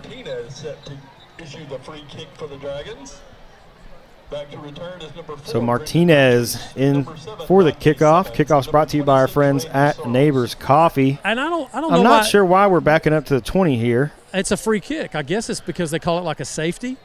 I don't know. I mean, no, is that right? You should still kick from the 40. Oh. This is not a kickoff after a safety. Look at the side judge coming in now. Look at the side judge. He's coming in, and he's telling him it is the 40. Yeah. It just counts as a blocked extra point. I mean, if we don't return it, you still kick off from the 40. Yeah, he was trying to call it a safety. Yeah. You do kick off from the 20 if it's a safety, right? Absolutely. Yeah. So I thought that rule hadn't changed. So Victor Martinez. Well, that's embarrassing for the officials. He's got a big smile on his face. He's smiling. At least he's in good spirits about it. Yes, he's happy. Hey, I just got corrected by a guy half my age, but that's okay. So Victor Martinez in to kick this one away for the Dragons. Kickoff's brought to you by our friends at Neighbors Coffee. And we'll see what Nacogdoches tries to do on this one. First one went deep. Second kickoff, they tried a surprise onside, and this one going to go deep, out for a touchback once again. So Jacksonville will take over 1st and 10 from their own 25-yard line. Well, Martinez has a leg on him. Bang that one. So the Fighting Indians get the 2-point on the blocked extra point. So Modric goes 90. I'll try to find out who blocked that. It was somebody in the interior, somebody that came right up the middle.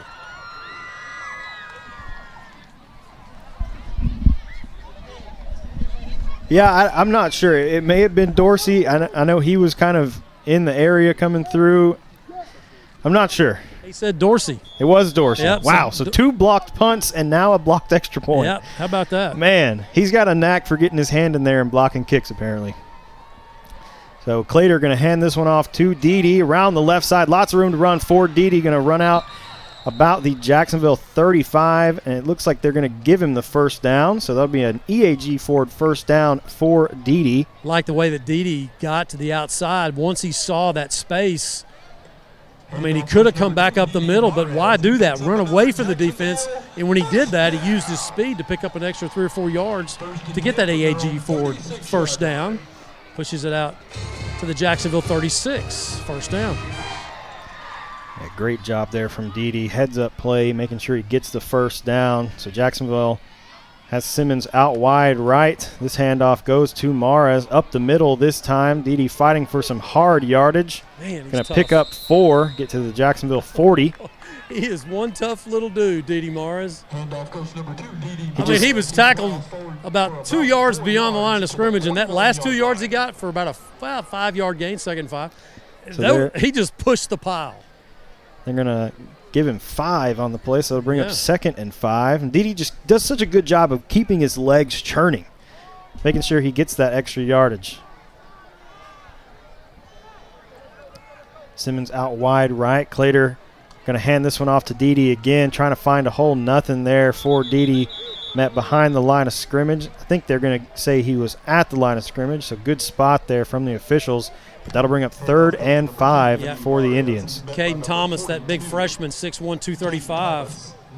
The big freshman wrapped him up, got off the block, so 3rd down, 5 yards to go. So Jacksonville is struggling to throw the football the last couple of ball games. Let's see if they decide to go to the air here or just rely on Dede to get these 5. Simmons, the lone receiver, out wide right. Clater going to hand this one off to Dede around the right side. Nothing there. Nothing. Going to lose a yard on the play. Oh, man. Not even close.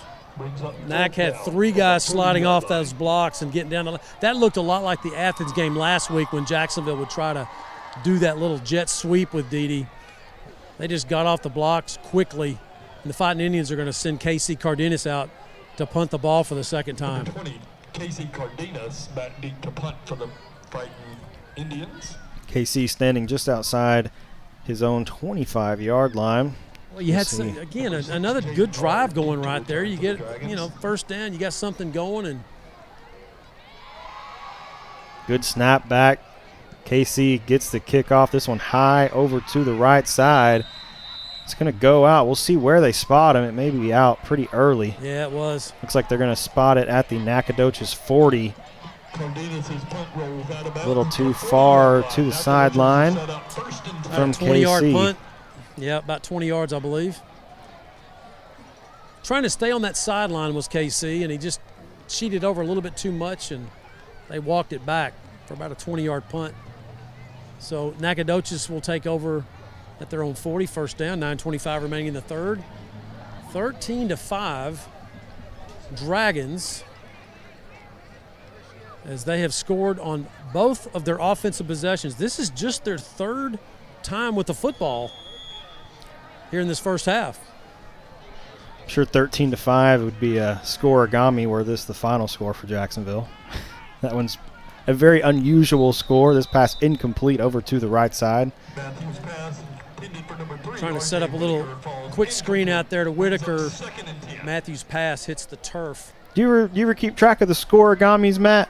The what now? The scoregamis. It's a thing that they keep track of in the NFL. That's like the first time that a specific score has ever happened. No, I don't keep up with that. But that would be a statistic that I would think somebody would keep up with. So 2nd and 10 for the Dragons. Here he comes. Matthews going to hand this one off around the left side. Lots of room to run. Got Jacksonville in a blitz. I believe that is R.J. Whitaker on the carry. Good tackle by Harrison Penn, saving the touchdown. Penn graded out very high last week for Jacksonville in his first start at safety, but Mario Rodriguez was coming in for Jacksonville on that left side. Thought he was going to get a chance at Page and just missed him. Page gets a big gain to the Jacksonville 40, 20-yard pickup. Matthews able to corral the high snap. This one handed off around the right side. Goes Trey Page. Nice job. We got a flag by the officials here. Let's see the call. Excuse me, that was Cameron Brady. Maybe a hold, perhaps? Number 25, Mario Rodriguez. Indians did a nice job stringing that out, and when Page planted his foot, holding offense, number 14.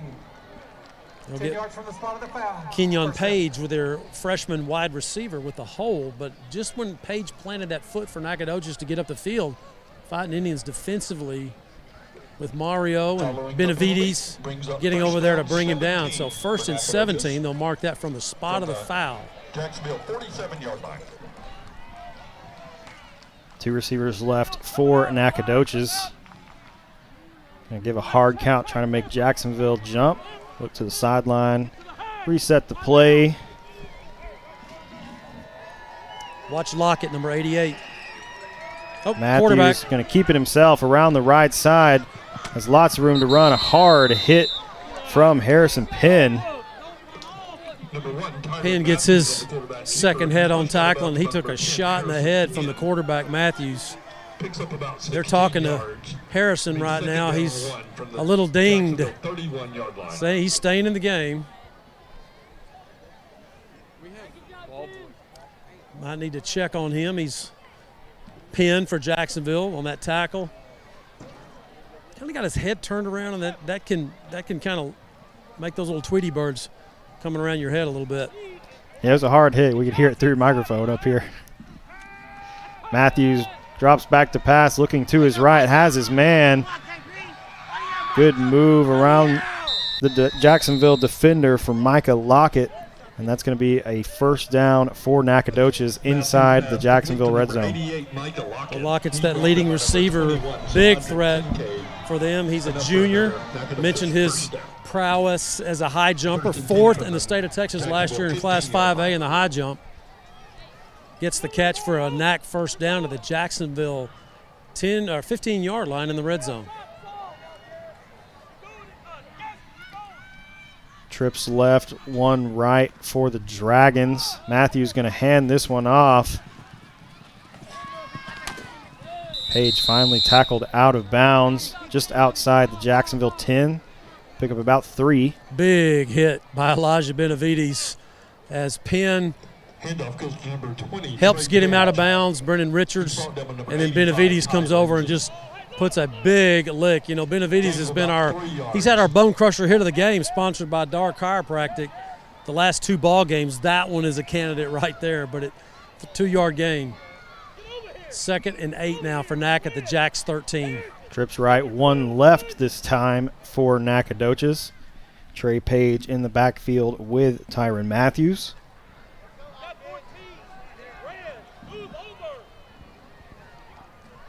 Matthews drops back, looking left, trying to find Lockett. That one incomplete. Coach Holman not happy with the secondary right now. They're not getting the calls right there. That was a good play by Brennan Richards on the coverage. Could have been caught, went right through Lockett's hands. So that'll bring up third down for Nacogdoches. This would be huge for Jacksonville if they can get this stop. Nacogdoches has to get to the Jacks 5, 3rd down 8.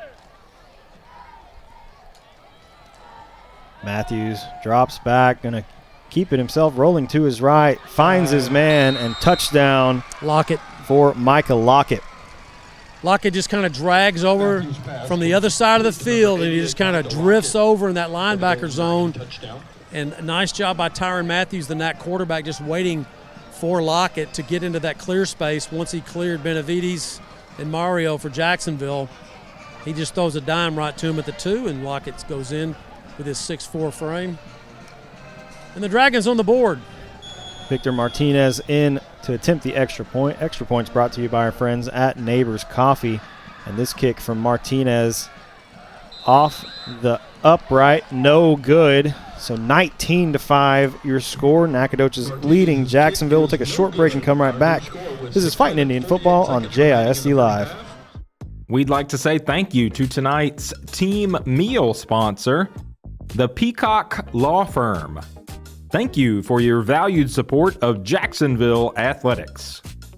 Dr. Westbrook, Dr. Stocks, and their dental team at All Smiles provide a wide range of dental services. This includes cleanings, fillings, crowns, bridges, implants, and cosmetic dental care. Call and schedule your appointment at 903-586-0741.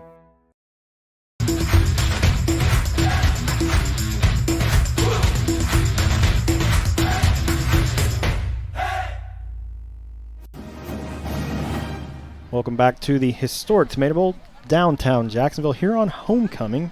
Tonight, Nacogdoches leading Jacksonville 19-5, 6:48 left in the first half. We'll see Victor Martinez back out to kick this one off for the Dragons. Searles, Richards, and Simmons deep for Jacksonville. Victor Martinez ready to kick off for the Golden Martinez has kicked off, I believe, 3 times. 2 of them he's banged them out of the end zone. Number 7, Dante Simmons, and number 26, Randy Searles. Kickoffs brought to you by our friends at Neighbors Coffee. If you need a kick, go get yours at Neighbors. So Martinez ready to kick this one away for Nacogdoches. High ball. This one just into the end zone. Martinez is once again. Brendan Richards left way too early. I thought he did. I thought that was going to be returnable. That's the kind of ball that can hit and come back out the way it was spinning. Now, if it hits the end zone and comes back out, it's a dead ball. But, I mean, I'm thinking green, hit the green and come back. Yeah. Yeah, I agree. Thought he misjudged that just a tad. So 1st and 10 for Jacksonville from their 25, 6:48 left. And it's time for Jacksonville to put a solid drive together. Searles in it, running back.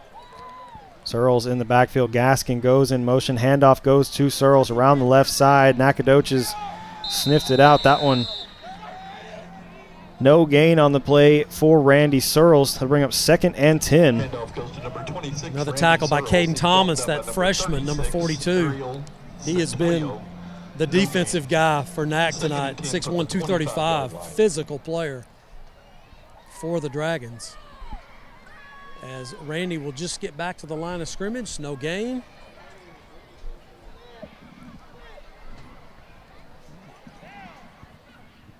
One receiver right for the Indians. Clater going to hand this one off to Searles once again. Finds a hole. Going to pick up about 7. Handoff goes to number 26, Randy Searles. Well, we know Jacksonville's done a nice job running the football tonight, but Ron, I got to believe, I mean, in the rest of this ball game, Jacksonville's going to have to complete some passes. I just don't see them with Nac putting 8 guys in the box. That was a solid run right there, but you know, eventually you're going to have to complete some passes. But it's 3rd and 3. We'll see if the Fighting Indians stay on the ground right here. Looks like that's what they're going to do. Yeah, you can't run it every play and expect them not to be ready for it. So Searles around the left side has some room, needs to get forward, pick up the 1st down, and he does. So with his forward progress, An EAG Ford first down for Randy Searles, and that'll move the chains. Great patience again by Searles.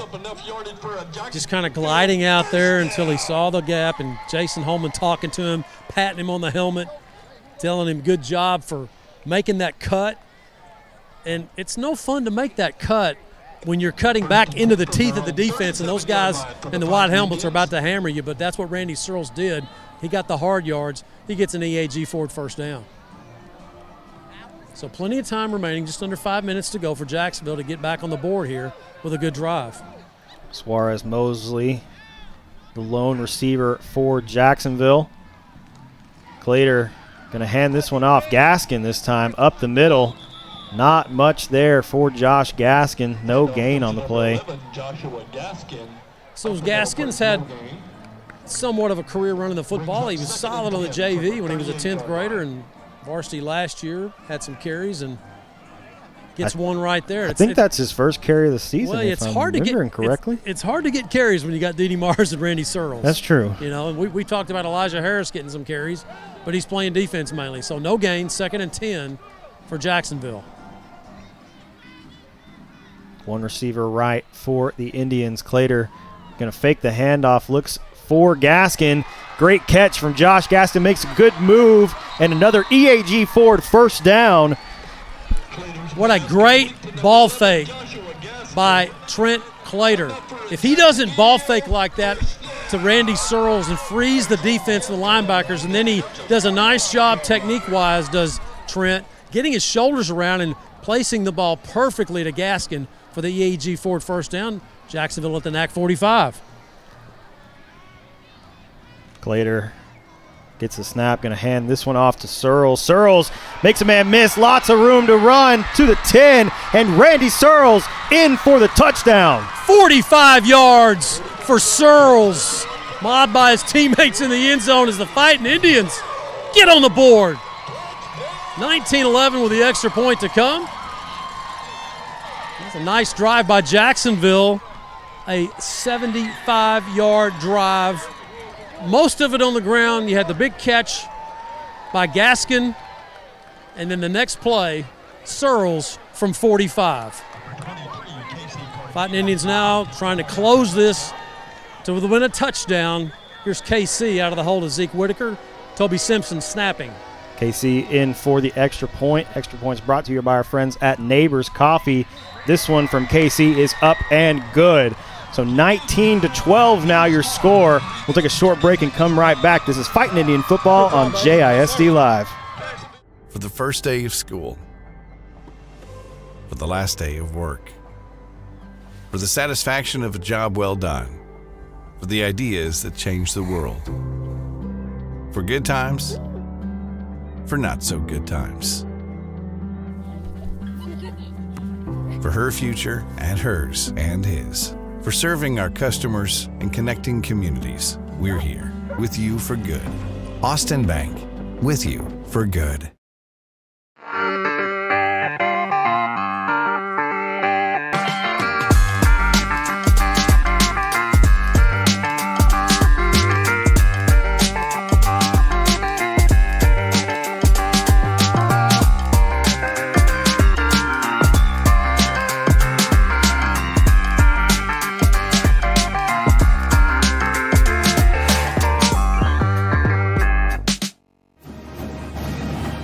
Welcome back to the historic Tomato Bowl.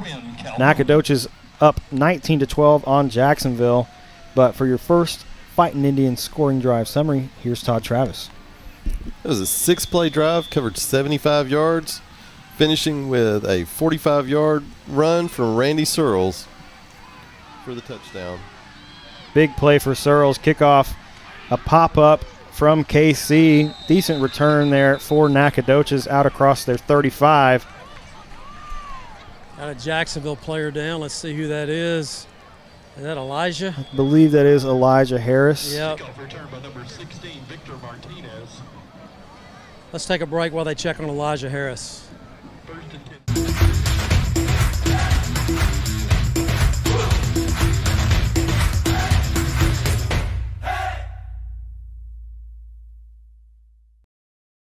Dr. Darwin Dar and his staff at Dar Chiropractic specialize in family chiropractic care, exercise rehab, digital x-rays, nutrition and weight loss programs, decompression, and chiropractic wellness care. Located down the street from the Tomato Bowl, Dar Chiropractic. They can help you feel better. Our one-of-a-kind mushroom Swiss burger is back. And now it's an all-time favorite. You're going to love this burger. That au jus sauce on top. The creamy au jus sauce. Every bite's perfect. It's not just a mushroom Swiss burger, it's a Whataburger mushroom Swiss burger. Passing the competition by leaps and bounds. The team of world-class specialists at Christus Orthopedics and Sports Medicine Institute are experts in caring for bones, joints, and muscles. In addition to treatment, they also provide special programs designed to keep you in optimal shape and improve athletic performance. So whether you're a student athlete or a weekend warrior, they'll keep you at the top of your game. Christus Orthopedics and Sports Medicine Institute, taking orthopedic care a step further. We'd like to say thank you to tonight's team meal sponsor, the Peacock Law Firm. Thank you for your valued support of Jacksonville athletics.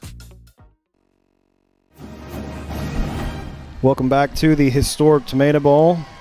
Elijah Harris being helped off the field, so hopefully nothing too serious. Man, you can't afford to lose players, especially like Elijah Harris, who's so solid at linebacker. And then we talked about Michael Miles not being able to play the first half for disciplinary reasons. They need him now more than ever. If Fighting Indians can just hang on with 3:22 remaining in this half, they get Miles, their leading tackler, back to start the second half. So here's Nac, first down at their own 36. Dragons have all 3 timeouts remaining in this first half. Matthews gets the snap, drops back, looking down the field, just out of reach, incomplete. Zeke Whitaker on the coverage. I think Zeke thought that ball was a little bit further over than what he kind of slowed down just a little bit, and the receiver for Nac kind of caught up with it. So that'll bring up 2nd and 10 for Nacogdoches. Zeke was with him all the way. He was. Yep. Jason Holman's talking to Zeke right now. So 2nd and 10, stops the clock with 3:15 in the second. 2 receivers each way for the Dragons. Matthews gets the snap, going to keep it himself up the middle, breaks a couple tackles. Jacksonville finally able to bring him down, going to gain 1, but a good stand there for Jacksonville on 2nd and long. So if you're Jacksonville, do you call timeout here, thinking you might get the ball back? Jason Holman elects not to do that. Fighting Indians have 2 timeouts remaining as Mosley will check in at corner for the sophomore Kenyon Tilley, just brought up last week. So 3rd down 9 for Nacogdoches. 3rd and 9 for the Dragons. I'm watching Lockett right here for Nac. Where is he? Brendan Richards on him. 2 receivers each way. Matthews drops back, going to roll to his left, trying to find somebody downfield. Nothing there. And he's going to scramble for the first down. It's so hard to keep contained with a guy like Matthews. He's just one of those scooter-type quarterbacks that, you know, he can throw the ball, but, man, when he starts moving around back there, he's hard to catch. He's real quick. He's got some good breakaway speed from our defenders. Well, he's had a good first half for Nac so far. 2:26 remaining, first down Nac. Trips right, 2 receivers left, empty backfield. Matthews going to keep it himself, has some room to run. Dorsey comes from behind, tackles him. Going to pick up about 5 on the play, I think is where they're going to spot the ball. And that's what you got to do with Matthews. You can't give up on him because he goes all over the field. He might just change directions and come back where you're coming, so just stay after him. And that's what happened with Jordan Dorsey right there. He missed him the first time, stayed after him, and ended up making the tackle. Not before Matthews picks up 5 as we go under 2 minutes. Nacogdoches into Jacksonville territory. 2nd and 5. Trips right. 2 receivers left. Empty backfield once again. Matthews. Fumble. Ball came out. Jacksonville needs to recover. not able to stay on his feet. Oh, man. It was a great pursuit there from Dorsey. And then Jacksonville able to come in, make the tackle. Mario Rodriguez picks it up, not able to keep his feet, but a huge defensive play there. Well, two players got to the quarterback, Matthews, and I believe it was Benavides who came in. I think Dorsey was kind of had him wrapped up. Benavides came in, knocked the ball out. Dorsey wrapped him up. Benavides comes in, knocks it loose. Mario falls on it. So with 138, Fighting Indians at the 26-yard line of Nacogdoches. 1:38 left in the first half. Big turnover for the Fighting Indians. They're first tonight. First and 10 inside the Nacogdoches 30. Clater going to hand this one off to Dede. Has some room up the middle. Dede fighting for some hard yards. Still on his feet. Jacksonville now going to push him forward. Oh, wow. I think they're going to spot him just short of the first down marker, but a big gain and a huge second effort there from the Jacksonville O-line. I don't know. They changed that several years ago where they allowed offensive linemen to push the pile. Used to, that was illegal. I don't know how many years ago they changed it, but, man, that was about a 4-yard gain. Ended up being a 9-yard gain. So 2nd and 1 now for the Indians. Simmons out wide left. Clater going to hand this one off to Dede around the left side this time. Quickly met behind the line of scrimmage. Did he get the first? I don't think so. I'm pretty sure they're going to spot him about where the line of scrimmage was. So I think it's still going to be 3rd and 1. And Jacksonville's going to burn their second timeout, Ryan, with 53 seconds remaining. Let's take a break. We'll be back in just a moment. This is Fighting Indian Football on JISD Live. Passing the competition by leaps and bounds. The team of world-class specialists at Christus Orthopedics and Sports Medicine Institute are experts in caring for bones, joints, and muscles. In addition to treatment, they also provide special programs designed to keep you in optimal shape and improve athletic performance. So whether you're a student athlete or a weekend warrior, they'll keep you at the top of your game. Christus Orthopedics and Sports Medicine Institute, taking orthopedic care a step further. We'd like to say thank you to tonight's team meal sponsor, the Peacock Law Firm. Thank you for your valued support of Jacksonville athletics.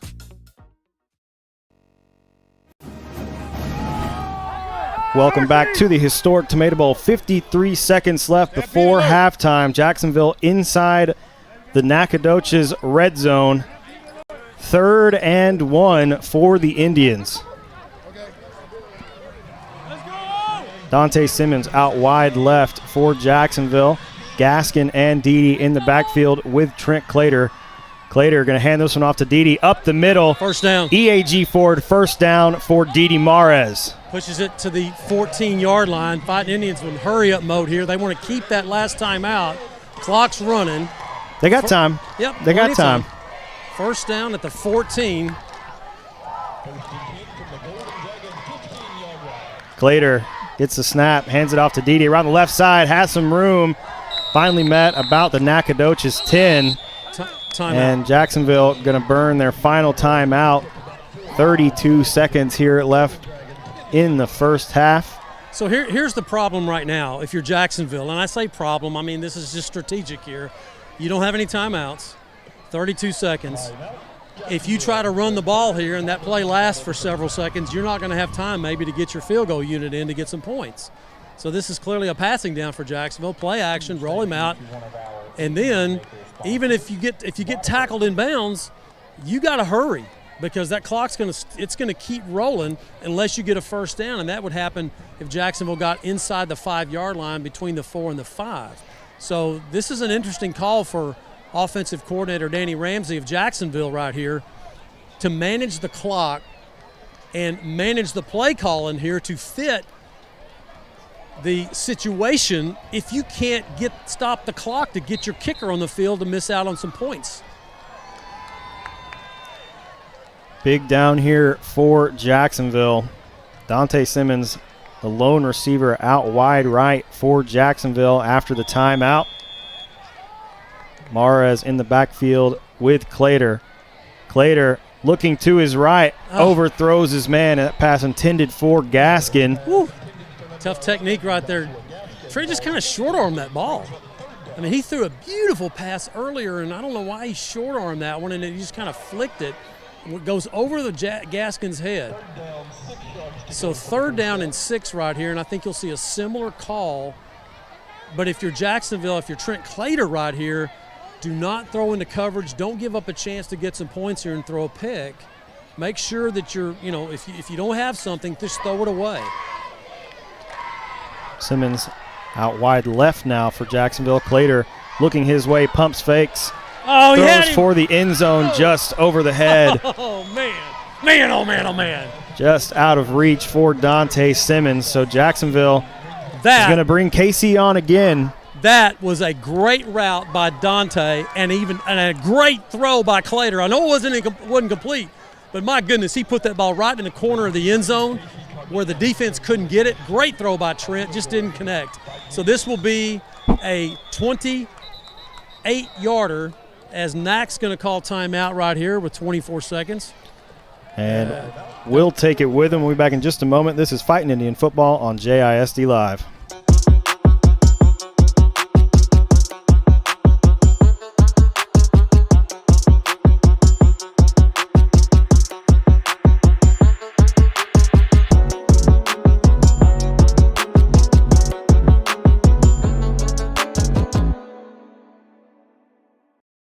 For the first day of school, for the last day of work, for the satisfaction of a job well done, for the ideas that change the world, for good times, for not so good times,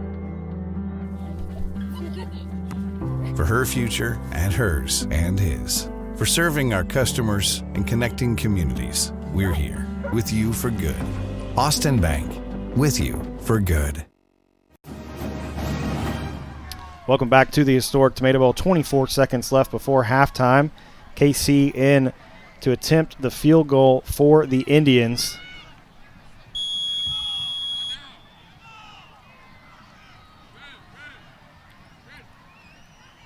Good snap back, good hold this time. That one blocked.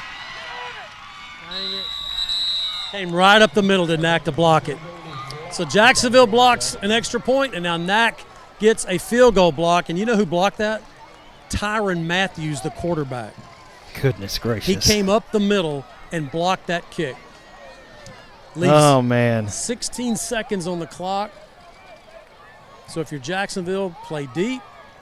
Stay on your man. Don't let anybody get behind you. And be happy you're going in with just a touchdown deficit at halftime. Stay with us, fans. We'll have our All Smiles halftime interview with head coach Jason Holman. The Jacksonville High School Band will be along to perform after the Randy Gorham CPA stats by Todd Travis. Special guest at the half, Kelly Trader, Cherokee County Commissioner. So Knack here with nobody in the backfield but the quarterback. They're going to take a couple of shots here, it looks like. It sure appears that way. Well, watch Matthews because he Empty can. He's just going to run. Matthews going to take it himself around the left side. Lots of room to run. Going to run out of bounds. Pick up the first down. So 9 seconds remaining. Yeah, they weren't going to throw that football. They were just going to do the quarterback draw and let him do what he can do. And that's why Matthews has had 68% of the offense coming into this ball game. 458 yards coming into the game. We'll find out what he has here in the first half, but nice fan-out defense by the Fighting Indians, keeping him contained, not letting him get past him. So 9 seconds remaining. Knack has one timeout with the football at their own 30. Jacksonville has their safeties way deep. Matthews looks to his left, has his man, lots of room to run over there. Jacksonville trying to keep them in bounds. Not sure that they were able to do so. So Knack will pick up another first down. 3 seconds now remaining before halftime. If he stayed in bounds, they'll start the clock here. Now they did. They tackled him in bounds, Ryan, so Knack's going to have to use their last timeout because they didn't have time to get the – once they get the chain set, they were going to start the clock. Well, we'll take the timeout with them. We'll be back in just a moment. This is Fighting Indian Football on JISD Live. Come see us at Dairy Queen on South Jackson before or after every Fightin' Indian game to try our family favorites meal. Dairy Queen, where happy tastes good. Since 1953, Hubert Glass Oil has been servicing the Texas market with the finest quality fuels and lubricants. Each batch is crafted with precision and quality tested by our in-house lab. Whether you're on the road, on the farm, or on the job, we have the right product for your needs.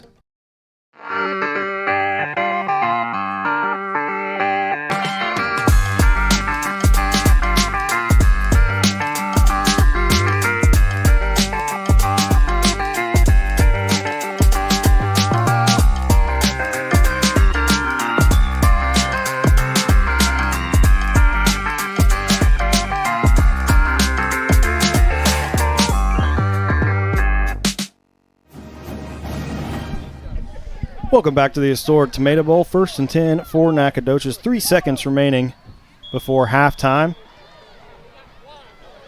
4 receivers right for the Dragons, 1 left. Empty backfield. High snap goes over the head of Tyrann Matthews. Dorsey going to bring him down. Still loose. Oh, no, it isn't. Matthews. Oh, he thought he lost it again. He grabbed it, kept hold of it. So that'll send us to halftime. Nacogdoches leading Jacksonville 19-12. Yeah, very entertaining first half. Didn't start off too well for Jacksonville, but it sure picked up in a hurry if you're a Fightin' Indian fan, as they really turned it on in the second quarter. Got some offense going, played some pretty good D. Good. And we have head coach Jason Holman here on the All Smiles halftime interview. Coach, interesting first half. You guys can run the ball on NAC. You look like you did a good job there in the first half doing that. Yeah, we've got to make good on opportunities. Once again, kind of same song, different verse here. Defensively, I'm not pleased with how we played. We haven't lined up smart. We hadn't played smart. We got to get our head in the game, and get the quarterback under control, running the football. Yeah, he's a dude. He's somebody you got to contain. You lost Elijah Harris, but you get Michael Miles back in the second half here. Hopefully that will make a difference defensively for you. Well, I certainly hope so. He needs to come in and play like he's capable of playing. We all do. We're not quite locked into what we're doing yet. So I do see some confidence, though. I see some confidence, especially in that second quarter in your offense. Well, I challenged him before the game. I said, look, you got to be courageous to play this game. Be courageous and compete every snap. And that's what we got to do. We're in the game, obviously. We get the ball to start the second half, so we're where we want to be right now. We got to execute. Coach, thank you. Thank you. Head coach Jason Holman on the All Smiles halftime interview. Guys, back to you. Thank you, Matt. We'll bring it back up into the booth. Before we get to our stats here on the Whataburger Halftime Report, let's take a look at this week's Ask the Indians.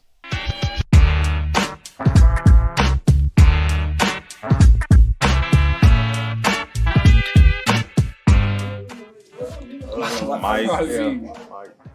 Probably Jacob Gonzalez. Mario Rodriguez. Mike. Me. Probably Michael Miles. Yeah, Michael. Mike or On me. the real no, Michael. Yeah. Mike or me. Michael Miles. Easily. Michael Miles. Yeah, Michael Miles. Yeah. Me. Well, I'll say Mike. He's up there. Mike. I'll say Mike Miles. Mike Miles. Mike Calvin. Ooh. Probably Mike. Yeah, Mike. Yeah, Mike. Not go Mike. Michael Miles. Michael Miles.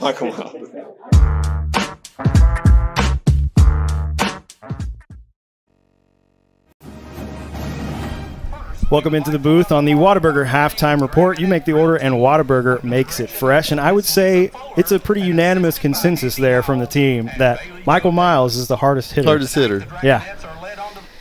I think what we've seen during the game so far this season has been I would give it to Elijah Benavidez so far. He has had the hits. He definitely has. Let's quickly take a look at the stats. Stats are brought to you by our good friend Randy Gorham, CPA, so special thanks to him for all he does supporting our broadcast. So for the first half, passing, Trent Clater, 1 completion on 5 attempts for 18 yards. Rushing, Randy Searles, 9 carries for 93 yards and 1 touchdown with a long run of 45 yards. Didi Mars, 17 carries for 75 yards with a long of 18. And Josh Gaskin, 1 carry for no gain. Yeah, I mean, Dede had the bulk of the carries there in the first half. He's fighting for some hard yardage. Searles, has been real patient. He's got real good vision. We talk about that a lot. He's been real patient, able to find some holes, and had some explosive runs there in the first half. He did. He saw that opportunity and took off and had enough speed to outrun them, and that's what we needed. So, yeah, big first half there from Randy Searles. And receiving, Josh Gaskin had the 1 catch for 18 yards. And how about KC there, getting his first field goal of the season? Unfortunately, the second one got blocked. There wasn't really anything he could do about that. Tyrann Matthews came through the line quickly, got a hand on it. So, it is what it is, but able to connect on one. So that's got to give him some confidence for sure. Yeah, and I think the Indians should be feeling good about it tonight, too. We're in the game. 19-12 at the half, so had an opportunity there to possibly tie it and go in 19 each, but hey, we're in the game. We are. What about stats for Nac? We know that Tyrann Matthews had a 99-yard run, so I'm sure he's got lots of rushing yards in the first half. So passing, Matthews was 3 completions on 7 attempts for 41 yards and 1 touchdown. Rushing, he had 9 carries for 125 yards and a touchdown. And the running back, Trey Page, 6 carries for 20 yards and a touchdown. Receiving, Michael Lockett, 2 catches for 28 yards and a touchdown. And R.J. Whitaker, 1 catch for 13. All right. Well, that pretty well covers our stats. We're joined in the booth tonight by Kelly Traylor, Cherokee County Commissioner for Precinct 1. We're excited to have you here on the Whataburger Halftime Report. Thank you. I'm proud to be here. I know we've got some stuff that we kind of want to cover about some county stuff here at halftime. So before we get to that, did you have anything you wanted to analyze about the first half? No, I'm really pleased with what I'm seeing. I see a lot of enthusiasm in the players. I see a lot of positive things that we haven't seen in a few weeks, and I'm excited. Yeah, looks good. Yeah, it's been a really promising first half, and we'll see what they can go and figure out in the second half to get back some points. We've had a couple turnovers. It's been a good first half. So many people may not know what exactly it is that you do as the county commissioner. So what role do you guys have in the community? So, yeah, most folks don't know what the commissioner does. Unless they live on a county road, they think the county commissioner is strictly the road maintenance guy. And even though that's my day-to-day operation and what I do is the maintenance on the county roads, that's just a small portion of what we do. We sit on the commissioner's court. There's 4 commissioners and a county judge that makes that court up. We're not your typical court. We don't hold criminal cases or anything like that. So, but what we do, we set policies and procedures and budgets and different things like that throughout the county that would benefit the employees and the taxpayers with those decisions that we make. So, but roads are a big part of the task. It's every day we're out there doing some type of maintenance. And weather hasn't been good this year for us at all. Yeah. And so we're way behind, and a lot of people have been very understanding of that and allowed us some time to try to get the roads back in shape. So, yeah. Yeah, we had a lot of rain, especially at the first part of the year. And, you get some washouts and things like that. And I'm sure that you had lots of calls about that kind of stuff. Yeah, we did. We had a lot of calls, a lot of trees down. So much damage that it created a FEMA event for Cherokee County, and so we're working through that. Lots of paperwork goes along with that, but hopefully we'll get some reimbursement to help pay for those damages, and because it's put a strain on our budget this year to be able to make those repairs and stuff. So there were a lot of challenges with the weather. About the time you got roads kind of repaired and everything back in shape, we had another just washed it back out heavy rain that put you right back. So. Right. The event started in April the 26th, I think, is when FEMA actually designated the date, and ran all the way through June the 3rd. So like you said, once we get one storm just kind of the roads cleared and start working on it, here come another one. And so put us way behind and lots of challenges. But that's the fun part of the job, is being able to address those challenges and try to make it better. For sure. So we know that our taxes go toward things like maintaining the roads. What is the tax rate, and what size budget do you have to work with? Yeah, so the overall county budget we just passed was $31.5 million. So when you put that in perspective of road and bridge, the total road and bridge budget is $6 million. And so, that's not very much. Matter of fact, our sheriff's jail budget is as big as our road and bridge budget. And so it puts a lot of challenges on. My particular budget is about $1.1 million a year, and I have to pay salaries out of that. I have to buy materials, any equipment that I might need, any maintenance, fuel, repairs, all that comes out of that 1.1. And so doesn't leave a lot of room when you're trying to maintain a lot of roads. Our tax rate is 49 cents. When I came in, it was 58 cents, and so we've been able to lower it over a period of time and help reduce some of the burden on the taxes. That $31.5 million budget is the third largest in the county, behind Jacksonville and Jacksonville ISD. So we have a lot of challenges with that budget. 60% of that budget is unfunded mandates from the state. And so they tell us, hey, you're going to have to pay for this or fund this or provide this. And then they don't send any funding with that. And so we have to make sure that we're providing those services because we're mandated. But the burden falls back on the taxpayer. And we've been in Austin every session telling our legislators what's been good and bad for Cherokee County. And that's another part of that role that the commissioners take, is to go down and visit with them while they're in session and say, hey, these bills here, you don't need to pass them because they're not good for Cherokee County and Cherokee County citizens. Gotcha. So there's lots of county roads in the state. How many miles of county roads are there in Cherokee County specifically? So we have a little over 1,000 miles of county road in Cherokee County. And I actually am the smallest because we're divided 4 ways by population, and I take in a lot of the city of Jacksonville, and so therefore I don't have much outside of the city for as county roads. I have 170 miles of roads that we maintain, and they're well traveled because they're right on the outskirts of a metropolitan area such as Jacksonville or Rusk, and so they have a lot of traffic on those.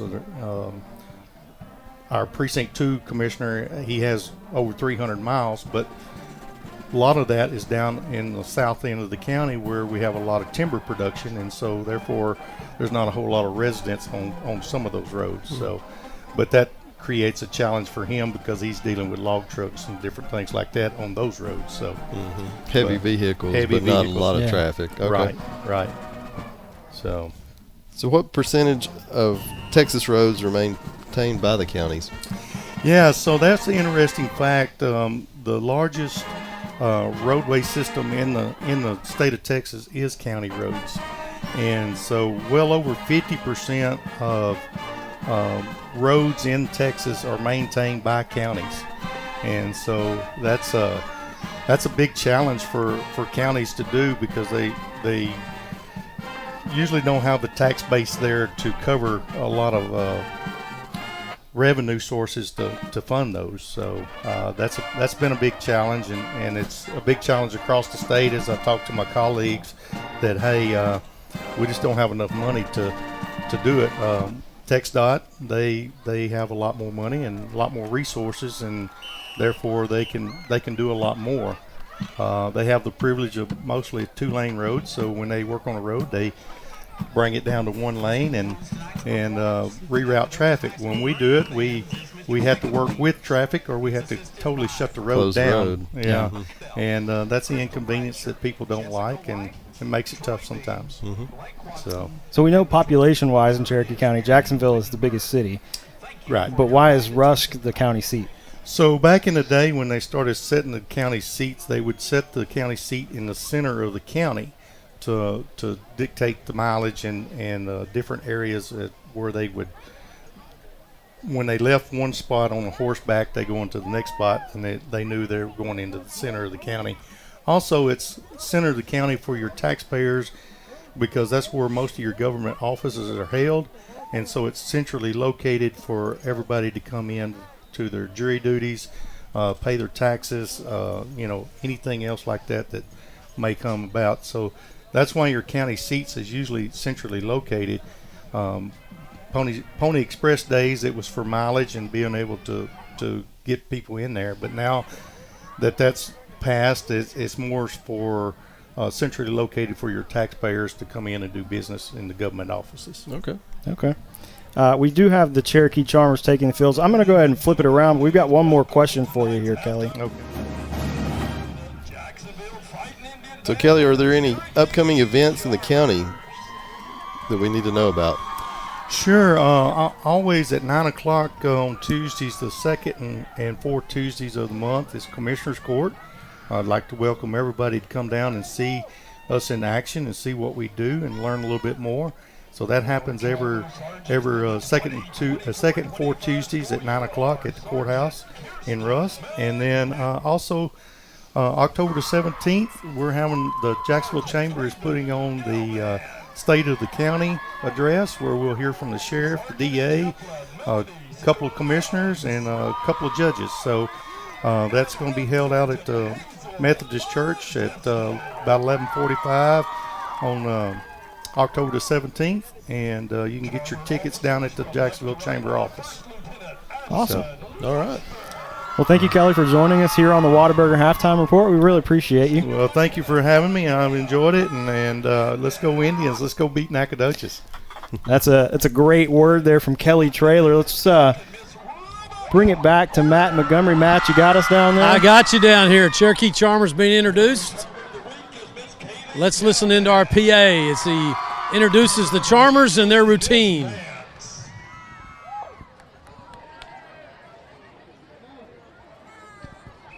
Got some dancing parents down here tonight as well. I know this brings back memories for Todd Travis.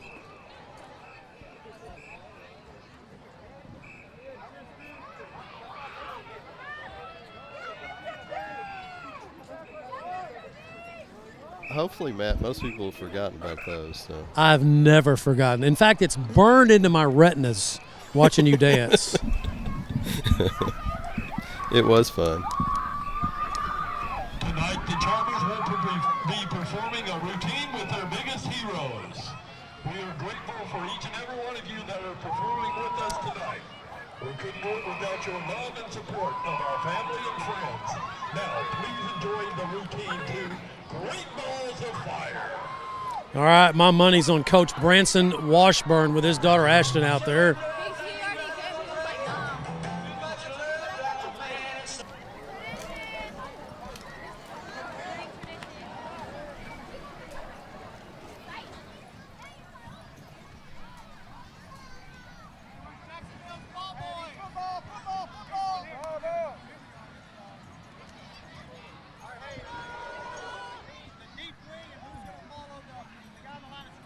Go, Cam. Let's go, man. Let's go. All right. What's up, y'all? Hey, this Cam Thompson. Y'all gonna see me in the league one day, hopefully. Cam's a little excited. I'd say so. All right. Well, sorry for the technical issues there. For some reason, so we were on the air. We were on the air with Cam, weren't we? We were. Okay, yeah. That's not what I was intended to do, but he got some airtime. I thought we were still off the air. All right, we're set to go. You're all ready, right, Ryan? Yes, I think we're good. So Jacksonville will be kicking off. KC's going to tee this up. We got us a ball game here at Tomato Bowl on homecoming. Couple of scores. White House is leading Mount Pleasant 21-16 in the third, and Texas High 42, Hallsville 0 at the half. Marshall with the night off, and of course, this is Jacksonville, Nacogdoches. Here's the kickoff. Here's KC, and here's Ryan. Long ball this time from Casey over the head of the returner. It's going to die about the one. A great kickoff. Jacksonville now needing to cover. Really good return here from Nac if they can get around the edge. Jacksonville able to bring him down about the 10-yard line. There was lots of room over there, though, Matt. Man, there was, and I am not sure why he picked that ball up. Thought it might have gone into the end zone, but made the decision. And then thought Jacksonville overran it. And then he went to the other side, didn't get the number, sorry. These gold numbers on white jerseys are hard to see from where I was, but they are. I want to say it was Page on the return. So now he got a block in the back. They'll move it back to the 10. I think that's what they called. I don't know. Maybe that's where they tackled him. That's where they tackled him. Okay, he's at the 11. So 1st and 10 for Nacogdoches.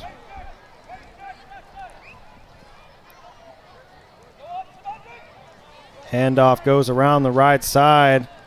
Indians able to bring him down. Going to pick up 3 on the play. I believe that is going to be Trey Page. Nice job stringing that out right there. Zeke Whitaker coming up on the tackle. Mario helping him out. Rodriguez having a nice game from his linebacker position. Of course, we mentioned Mike Miles, the senior leading tackler, back in, missing the first half. As Elijah Harris on crutches, guys. We got 3 guys on crutches on the sidelines down here. It's a mash unit. Next man up, 2nd and 7. 2 men in the backfield with Matthews. Wow. Michael Miles in Jordan, the game. Just Dorsey blowing that up. Big loss on the play.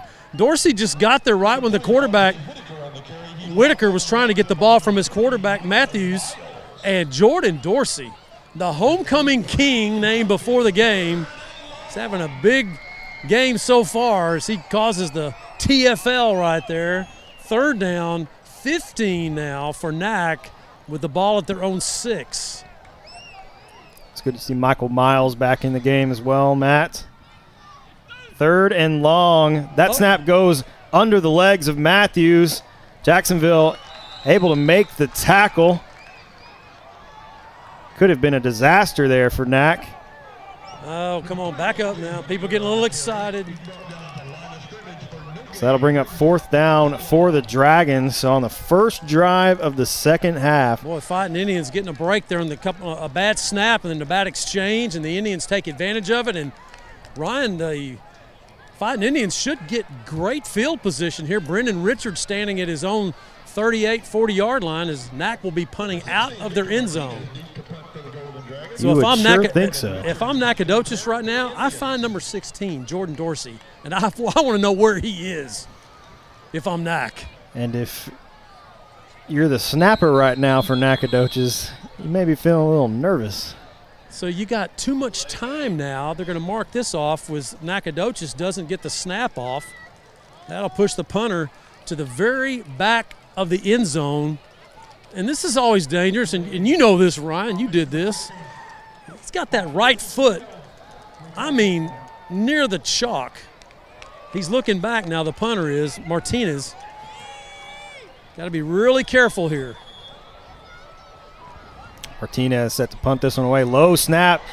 Oh, gosh. He tripped. Get away somehow from gets the ball off, and it's going to go out just over the Nacogdoches 30. Oh, man, they were so close with Jacksonville. I thought they were going to get the block, and he went right between 2 Jacksonville players, did Martinez, the punter for Nac, and he gets that off. And I thought he was going to fall down. I did too. He looked like he tripped, and he just kind of got himself caught, gathered himself, and he stepped right between 2 Jacksonville defenders and was able to get the punt off. And the Fighting Indians, we thought the 36 was a good place for field position earlier. Look at this position, 32. Great field position for Jacksonville after the punt. So they'll take over 1st and 10. Searles in the backfield with Clater. He gets the handoff around the left side, trying to pick up a couple. Going to get back to the line of scrimmage. Yeah, Nac just not doing a nice job getting off the blocks is Atlantis Sessions. 6 foot, 225-pound senior defensive lineman. I like these schools that put the height and weight on there. Schools just don't do that anymore. Nacogdoches does. I don't know why they don't do that anymore. It's cool to see how big or small some of these players are. No gain on the play, 2nd and 10 for Jacksonville. Searles and Gaskin in the backfield. Simmons out wide left. Clater going to hand this one off to Searles, trying to find some room around the right side. Nothing there for Randy Searles. Going to be met behind the line of scrimmage and lose 1 on the play. Yeah, getting behind the chains here. When you get good field position, that's a no-no. As Dede will check in for Searles. Searles had 2 carries there for -1 yard, so Nacogdoches making some adjustments at halftime to stop Searles, who had a 45-yard touchdown run in the first half to give Jacksonville their only touchdown. A field goal from 35 from KC Cardenas, and then, of course, the blocked extra point by Samadrick Kincaid running it back 90 yards. So 3rd down, 11 for the Fighting Indians. Dede checks into the backfield for Searles. He will get the handoff. Up the middle goes Dede, still fighting for some yards. See if we get another push here from the Jacksonville O-line. They're getting it. Look at this. They are getting it. Yeah. My goodness. Are you kidding me? What a second effort. Are you kidding me? For Jacksonville. Look at this push on the replay. That is unbelievable. What a push by the Jacksonville offensive line. And Dede, those heavy thighs just keeping them going. That's some weight room stuff right there, man. That's some squatting. Woo. Woo. EAG Ford 1st down for Dede. On 3rd and 11. Man. He's in the backfield with Gaskin. Handoff goes to Dede up the middle. Going to be brought down, pick up about 5. What a powerful young man Dede Morris is. They're going to give him 4. It'll be 2nd and 6. Again, the Fighting Indian offensive line getting a good push, but then they're getting the bigger push. Once Dede gets past them, they just get behind him and shove him. 2nd and 6. Simmons wide right for the Indians. Handoff goes to Mares. Dede fighting for some hard yards. Nothing there this time for Dede Mares. Going to lose 1 on the play. So 3rd down. As the Fighting Indians still looking to tie this ball game up, down 7 on their first offensive possession of the second half, as Nac went 3 and out, had all kinds of troubles. That started with the kickoff. 3rd and 7 for Jacksonville.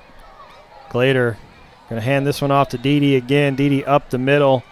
Not much there for Dede once again. Going to pick up a couple. So here's your field goal unit. If you're Jason Holman, it's 4th down.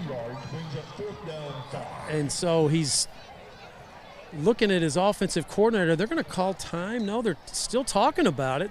Play clock's been turned on, and it's at 25. And now you're in a position here where you're just going to have to just let it run down. Now they're going to send out their field goal unit. Got to get going here. You got time. It's 14, counting. Come on, Zeke, get set. This is going to be from 31 on the left hash. Got to get going. 3 seconds left on the play clock. They get the snap off. Oh, it's good blocked. hold. This one tipped again. Go, got to cover.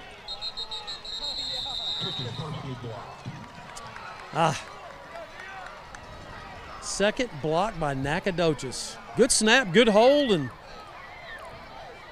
I'm not sure that KC, had the trajectory on that, but it came up the middle again, Ryan. So there's a problem with it. Did that one it kind of looked like the hand came from the edge and kind of got tipped. Yep. So the officials now, after the block and the ball goes into the end zone, let's see where they mark this off. Or where should come out to the 20. Should come out to the 20, yep. So interesting look coming out for Nacogdoches offensively. They've got the scat back, Trey Page, out in the slot with the big fella, number 88, Lockett, who has a touchdown catch tonight. Split out wide by him. Empty backfield. Matthews going to keep it himself up the middle. Nothing there. Immediately met by several Jacksonville defenders. Yeah, Michael Taylor, big Mike, the first guy there. Dorsey comes in and help. Calvin Boyd. So they'll give They'll give Matthews the line of scrimmage. I think it's going to be 2nd and 10. Yeah, it'll stay 2nd and 10. Under 5 minutes here left in the third. So Nac likes to spread the field with no back, and then it's just they like that quarterback draw, but it hasn't worked for them the last couple of times.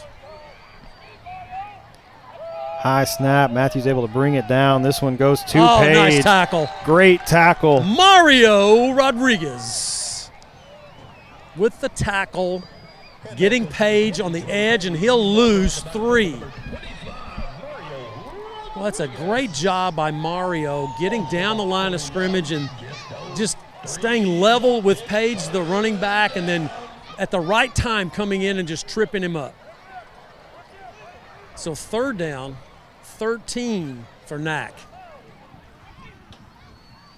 2 receivers left for the Dragons. Page in the backfield with Matthews. Matthews going to keep it himself. Nothing there. Another great tackle from Jacksonville. Well, Fighting Indians, you talk about getting off blocks. They have done a great job ever since the middle of that 2nd quarter and coming into this 3rd quarter. A fast-moving 3rd quarter with 3:42 on the clock. Just getting off the block and making sure that they keep Matthews between the tackles on that quarterback draw. So here's Martinez standing at his own 5 for Nacogdoches. Brendan Richards dropping back for the Fighting Indians.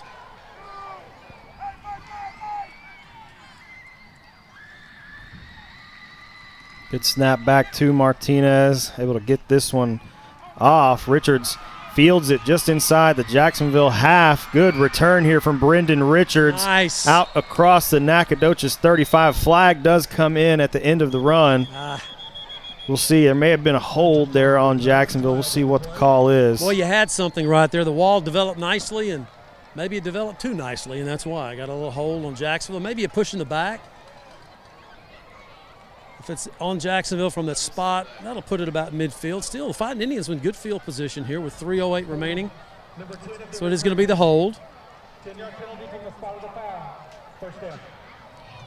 They'll get pin on that hold.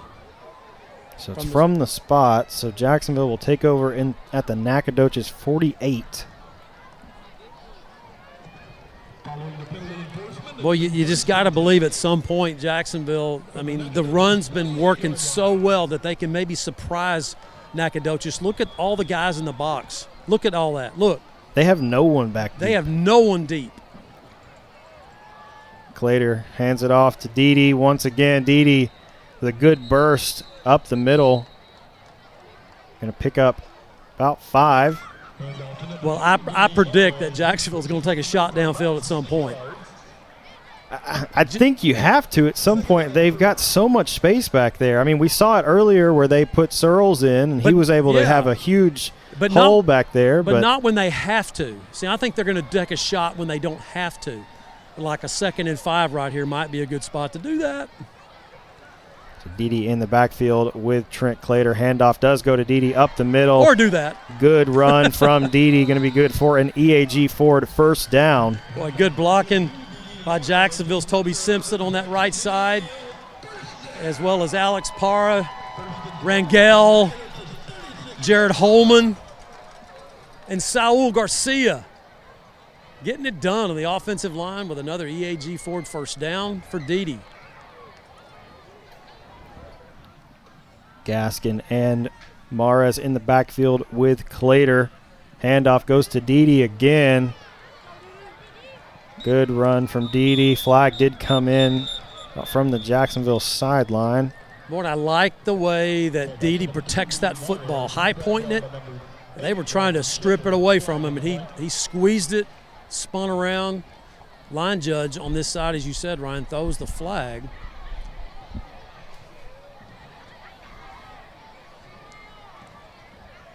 Procedure. Huh. I don't understand when it's a procedure call and you let the play go. I thought the ball would be dead. I guess there are procedure calls during the play. I don't know. I'll have to check that out. I'm not real sure. So it'll be 1st and 15 now for Jacksonville, back out over the Nacogdoches 40. Clater going to hand this one off to Dede. Has some room Almost up the middle. Woo, close. Got a couple little. Almost got back the yardage from the penalty. Actually, I think they're going to give him a really good spot on this, Matt, and it's going to be 2nd and 10. Yep, they did. Had a little shake and bake there in the hole, did Dede. He's usually just a straight ahead power runner, but that time, he had a little shake shack there going and picks up 5.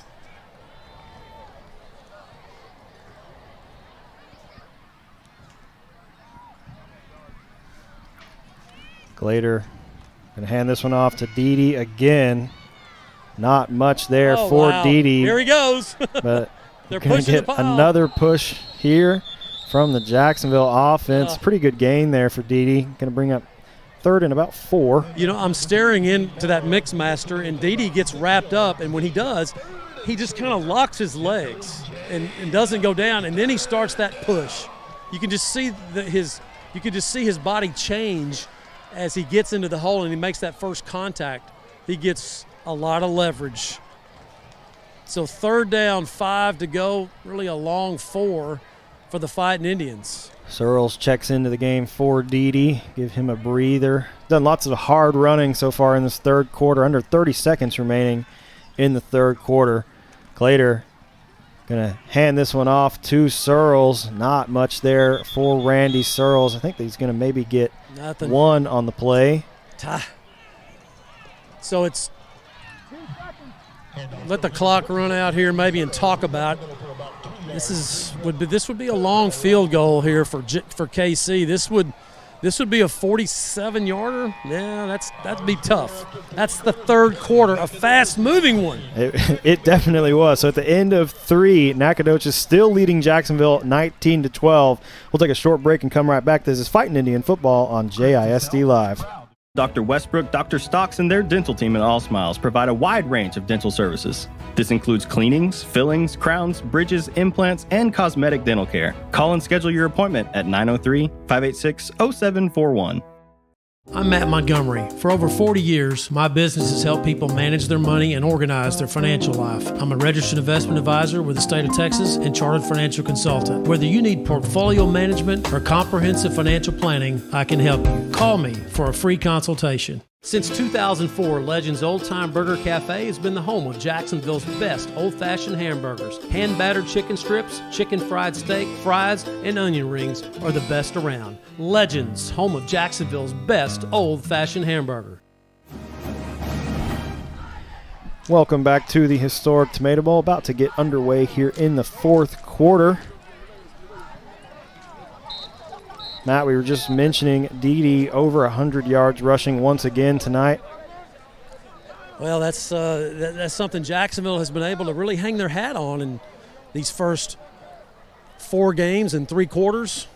Dede Mares running the football and getting his 100 yards. He got it again tonight with 111. So 4th down, Searles is in the game at running back. Gaskin on the other side. 4th down, 3 for the Fighting Indians. Big 4th down here for Jacksonville. Clater going to drop back, looking to his right. Searles gets pushed down.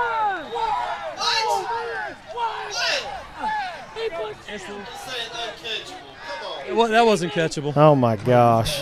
He got knocked down, but I'm not sure that he couldn't have planted his foot and come back and got it. I mean, he said it wasn't catchable. It wasn't catchable because he got knocked down. He got knocked down 10 yards from where the ball would have been. I know. Coaches for Jacksonville really aren't saying anything about it. Goodness gracious. Oh, wow. He plants that foot and comes back toward it. He's got a shot at it, but he just couldn't because he got knocked down. The defender lost the ball, so he just knocked Searles down. And nevertheless, Jacksonville gives it over in downs. Knack at their own 29. Matthews, 2 backs in the backfield. Oh, nice. Oh, wow. Good tackle there from Jacksonville. Not really sure what the running back was doing. He was going to pitch the ball back. Wow. Whitaker. Yeah. It was interesting. Now he's a 10th grader, and that's one of those things where don't do that, young man. This is varsity football. This is not. Yeah, that's a good way to get hurt, too, just stopping like that. He just stopped and turned around like he was going to pitch it back to his quarterback, and he got rocked. Loss of 2, 2nd and 12 for Nac.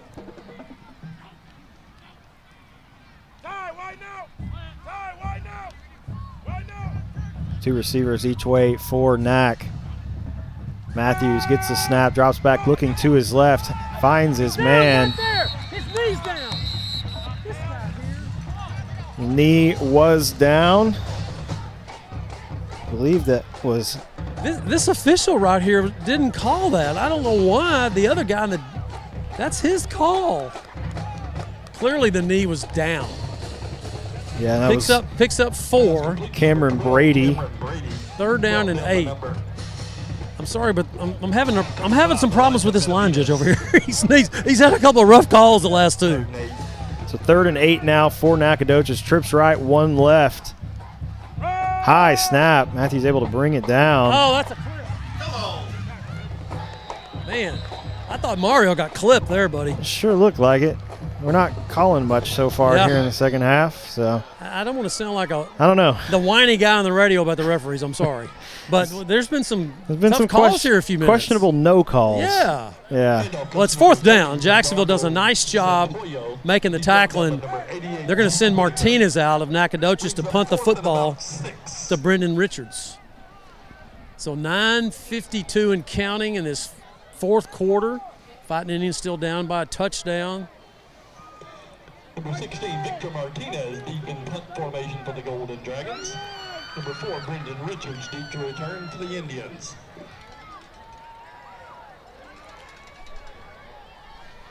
Victor Martinez set the punt this one away for Nacogdoches. Good snap back to him.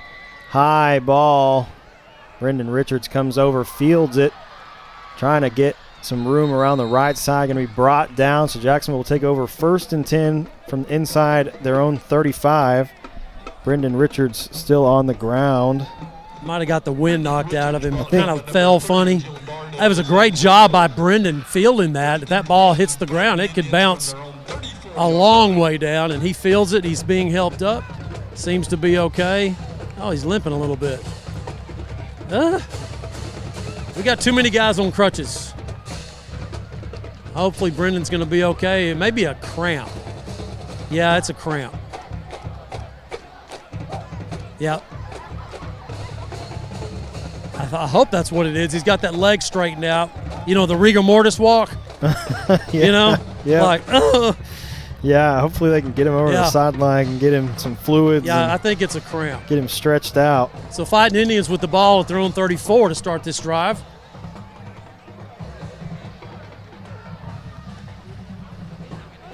So 1st and 10 for Jacksonville. Dante Simmons out wide once again. Searles in the backfield with Clater. Handoff does go to Searles up the middle. I think he lost the football. He lost the ball.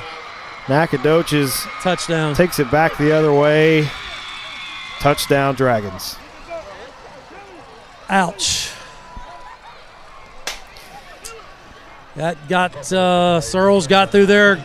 Ball took the Sunday hop perfectly right up into the hands of that Nacogdoches defender, who skips in from 30 yards out, 34 yards out for the score.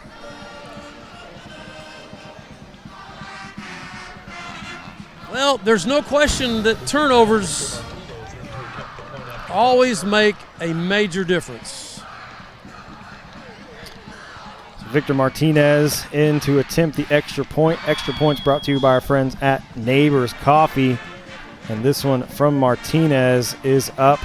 Hits the upright. No good again for Victor Martinez.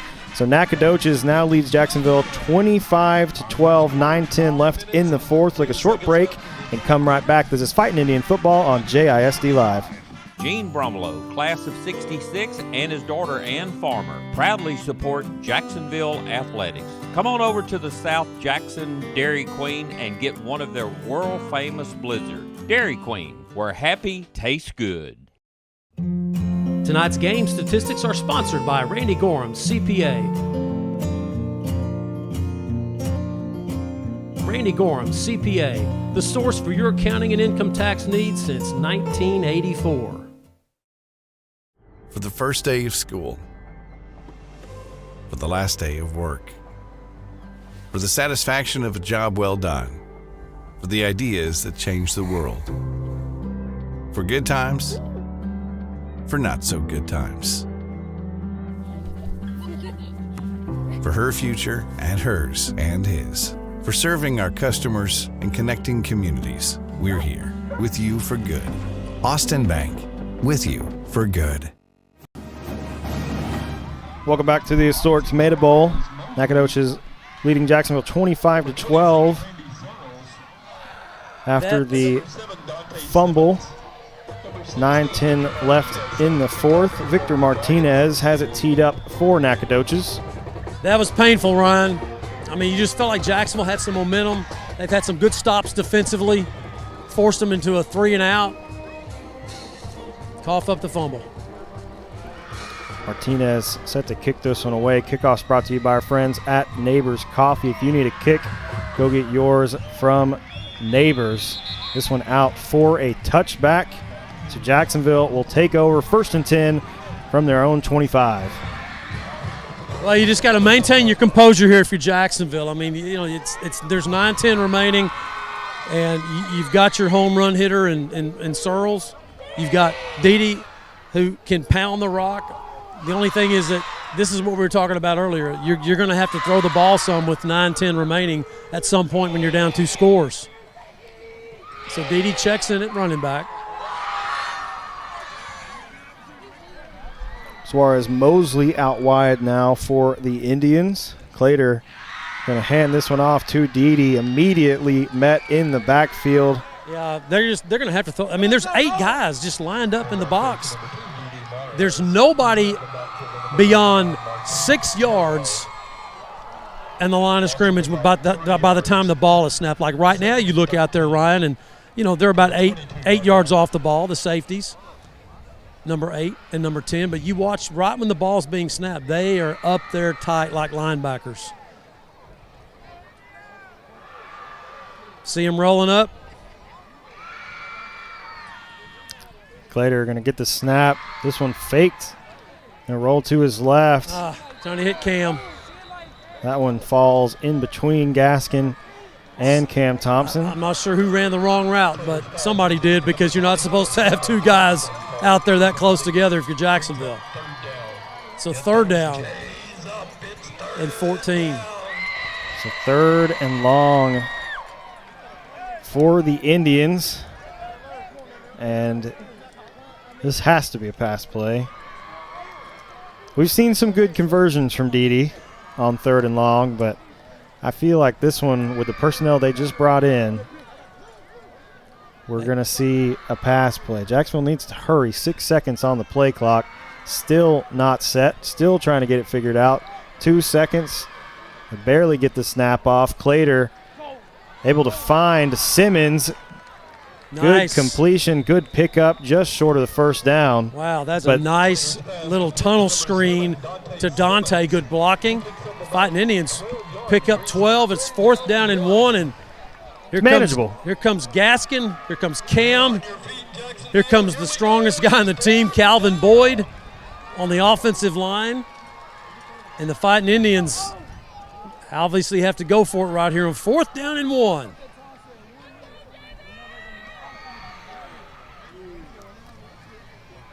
Handoff goes to Dede up the middle. Gets the EAG Ford 1st down and more. You're still alive. They'll stop the clock, move the chain. And this is where Jacksonville's tempo's got to pick up because you are down 2 scores and they turn the clock back on. You're not in panic mode, but you do need to proceed here, you know. You can't dally. Clater going to hand this one off to Dede, trying to find some room around the right side. Not much there. Going to pick up 2 on the play. To number 2, Dede Marez. He picks up about 2 hard yards, brings up 2nd and 8 from their own 45-yard line. So there's a little sense of urgency by the offense. You can see just a little bit quicker to the line. Clater going to fake the handoff, looking over to the right. This one picked off by Nac.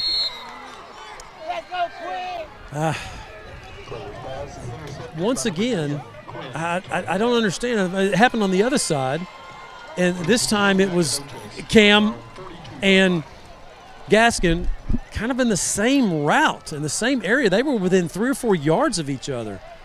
That can't be right. Nevertheless, it was tipped up.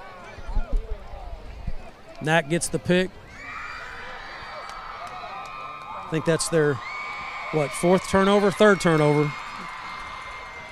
I'm not sure. Does the blocked extra point count as that's not a turnover. It's just a block extra point. Yeah. So if you're fighting Indian defense right here, you gotta chop that ball out. You got to get it back for your offense. Handoff goes to Page around the right side, makes a couple guys miss, fighting for some yards, going to pick up the first down. Yeah, that's Zamarian Douglas with that carry, number 21. Scooting through there. No, that's not Page. I'll tell you what, I can't hardly read any of the numbers from up here. He can't. I mean, our guy. It's 21. That's Douglas. Like that matters. Yeah. he picks up a first down. No, he doesn't. Wait. Yeah. It's first. It's 10. first down. They got 2 on the clock deal over wrong. there. Yep. So 1st and 10 for the Dragons. 2 receivers left. Matthews going to keep it himself around the left side. Finally got a hold. Dragged out of bounds by Zeke. Flag comes in. Yep, they were holding Samadra Kincaid. So that will come back from the spot.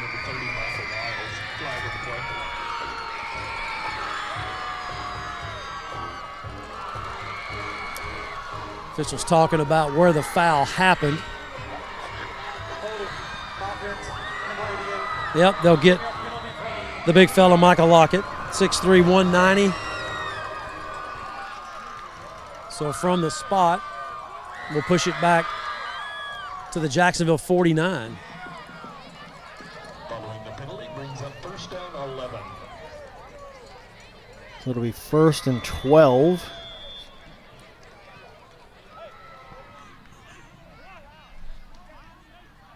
They've got the down marker fixed now on the far sideline. 2 receivers left for the Dragons.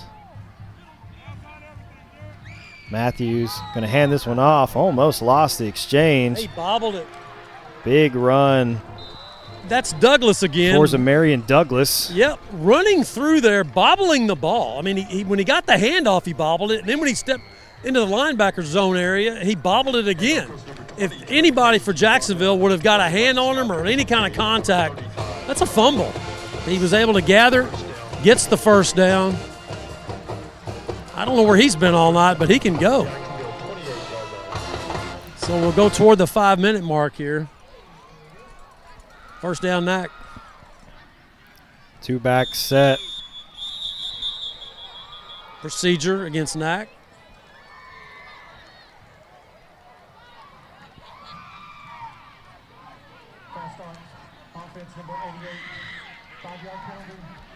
So false start will back them up. 1st and 15 now.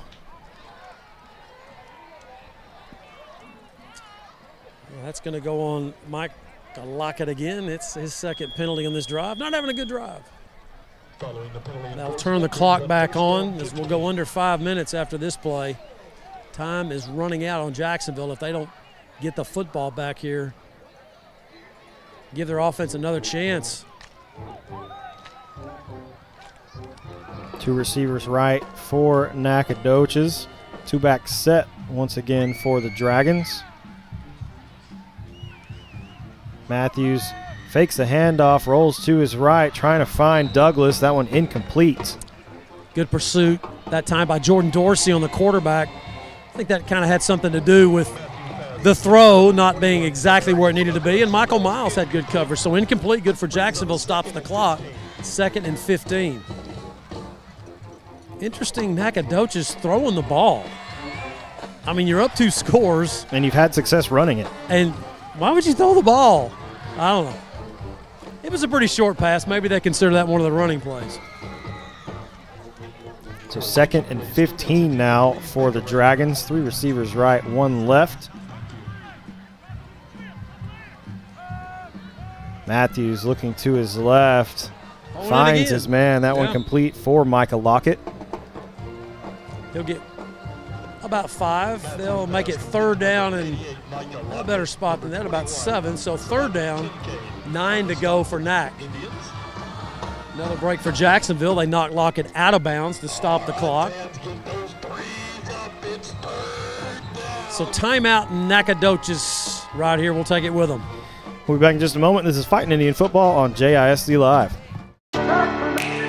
Passing the competition by leaps and bounds.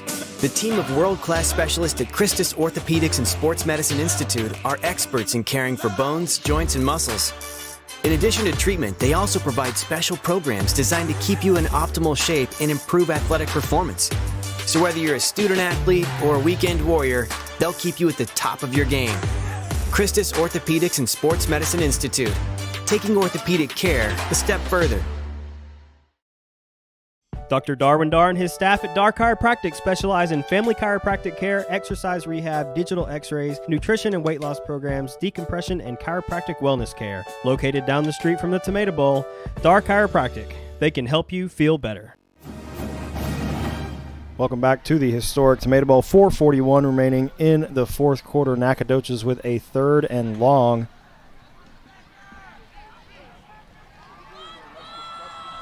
Empty backfield this time. Trips right, 2 receivers left for the Dragons. A high snap. Matthews able to recover, rolling to his right.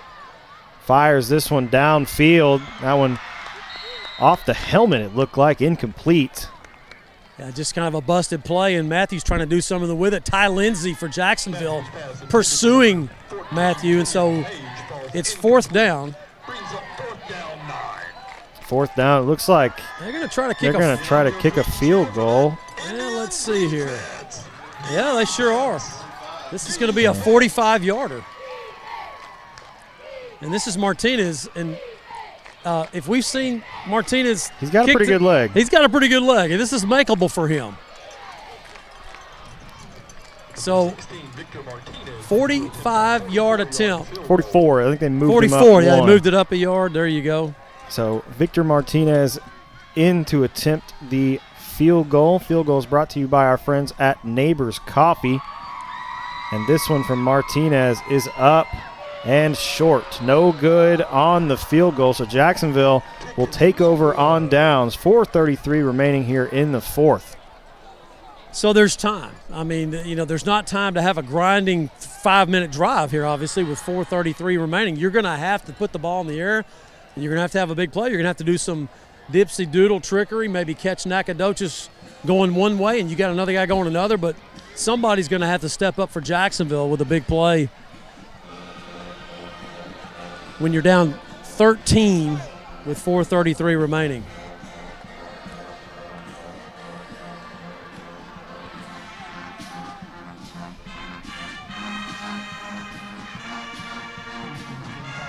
From their own 27-yard line. Trips left for the Indians. Clater drops back. Lots of pressure. Going to be dragged down. Big loss on the play. Jason Holman waving at his receivers. Stop walking, get back to the line of scrimmage. The sack of Trent Clater. Oh, man, that's about a 20-yard sack? Wow. No, a 15-yard sack. Trips left again for Jacksonville. Clater rolling to his left. Lots of pressure once again. Pops this one up. Caught behind the line of scrimmage by Zeke. So it'll be a loss on the play. But gets out of bounds. Stops the clock. Somebody's going to have to go vertical here, clearly.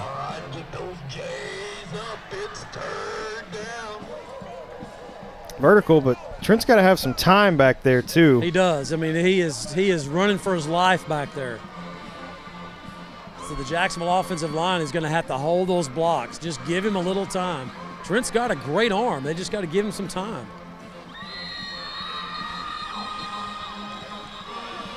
Gonna have a false start on Jacksonville. Yep.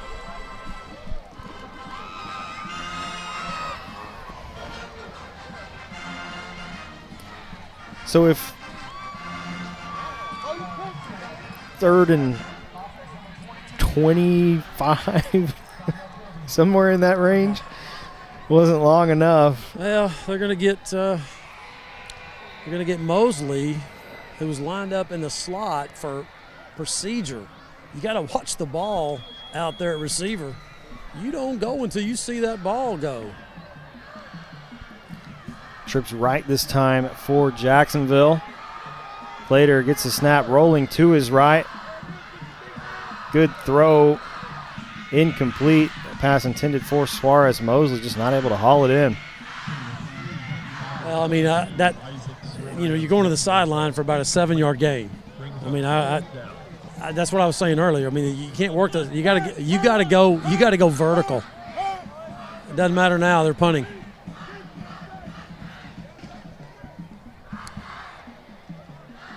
Jacksonville going to send in their punting unit on 4th and a mile. Or as Aaron would like to say, 4th and Rusk, if Yeah. Aaron's watching tonight. Yeah. Standing in his end zone, Casey Cardenas. Toby Simpson snapping. Good snap back. KC able to boot this one low, but going to take a really good Jacksonville bounce. Still rolling and going to be downed at the Nacogdoches 38. Really good punt there. Flip the field for KC. It's 54 yards on the punt. Wow, nice.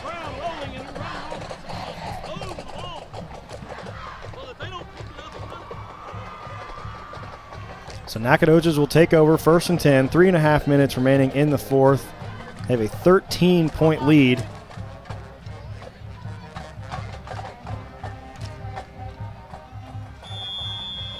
I think we're probably going to see several running plays here, if I had to guess. Well, we thought that last time. They were throwing it. That's true.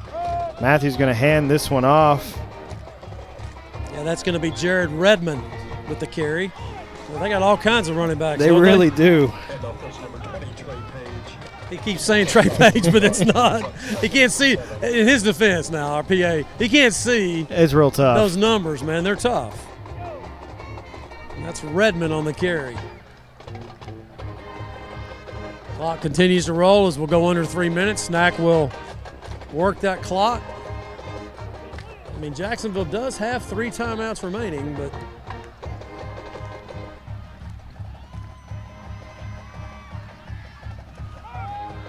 Matthews look out. Going to hand this one off. A big run here for Nacogdoches. Going to go out of bounds. And that is R.J. Whitaker on the end around. So a big gain for a 1st down. Just a counter play. Ball fake one way. Here comes Whitaker on the inside handoff going the other way. Well executed by Nacogdoches. And it's the 2nd time we've seen that play tonight, and each time it's gone for about 15, 20 yards. So it's been a good play for them. They get another 1st down. 2 receivers left. Matthews going to hand this one off. So that one goes to Redmond again. He's going to pick up about 1. Good tackle by Mario Rodriguez. Dorsey also in on the tackle. 2.5 minutes and counting. Looks like Jacksonville going to take a timeout. So we'll take it with them. We'll be back in just a moment. This is Fighting Indian Football on JISD Live. We'd like to say thank you to tonight's team meal sponsor, the Peacock Law Firm. Thank you for your valued support of Jacksonville athletics.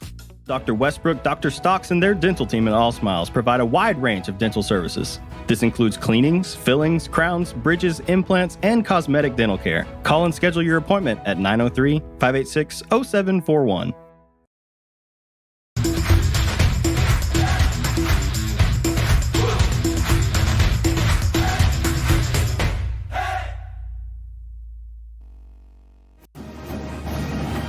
Welcome back to the historic Tomato Bowl. 2:24 remaining in the 4th quarter. 2nd and 9 now for Nacogdoches coming out of the timeout.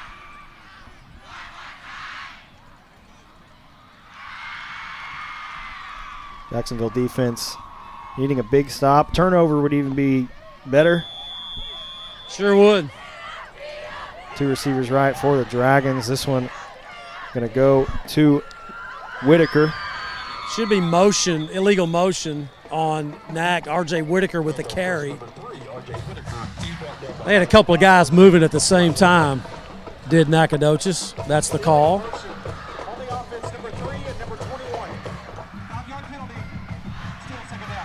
So that'll back Nacogdoches up. I'm not sure I wouldn't decline that because he only picked up about a couple of yards. Take the down.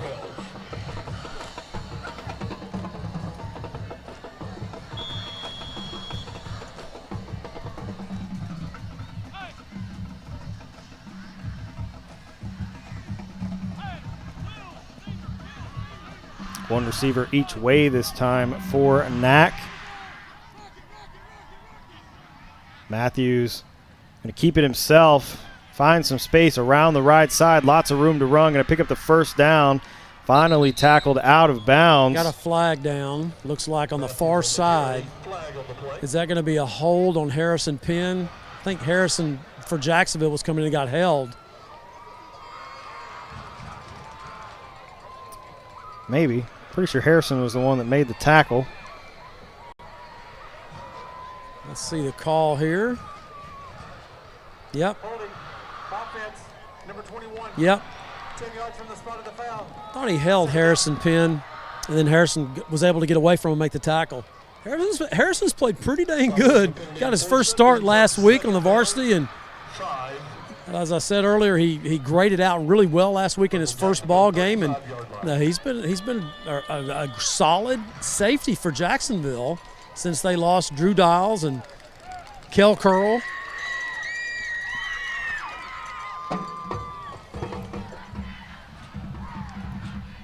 So second down, once again, for Nacogdoches. Empty backfield.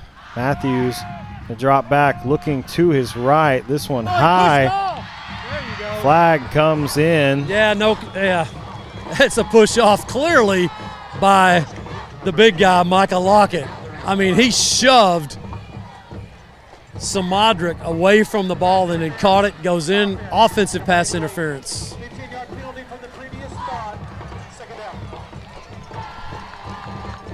Well, Stevie Wonder could have called that one, man. Do you even know who Stevie Wonder is? Vaguely. I know the name. That's about it. I gotta update a little bit. He's sight challenged. I'm aware of that. Okay. So 2 minutes remaining now in the fourth. Second and long.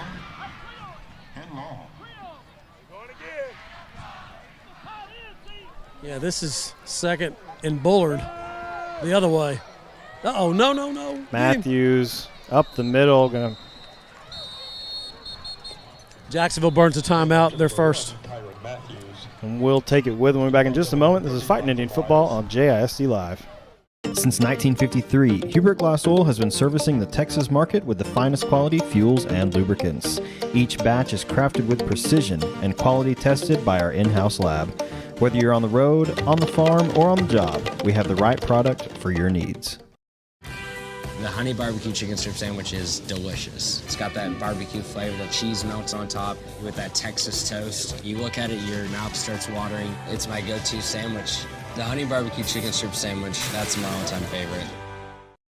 I'm Matt Montgomery. For over 40 years, my business has helped people manage their money and organize their financial life. I'm a registered investment advisor with the state of Texas and chartered financial consultant. Whether you need portfolio management or comprehensive financial planning, I can help you. Call me for a free consultation. Welcome back to the historic Tomato Bowl. Nacogdoches with a 3rd and 10, 1:49 remaining in the fourth. Jacksonville needing to get a stop here in a bad way. Well, they've been unable to create too many turnovers tonight, Jacksonville. They got a couple of fumbles. Obviously had the blocked extra point for 2 by Samadrick. 3rd down 10, and boy, if you're going to knock one loose here, and Nacs, they're up 2 scores. They got these 4 receivers split wide here. This is where they've been running this quarterback draw here, so watch out.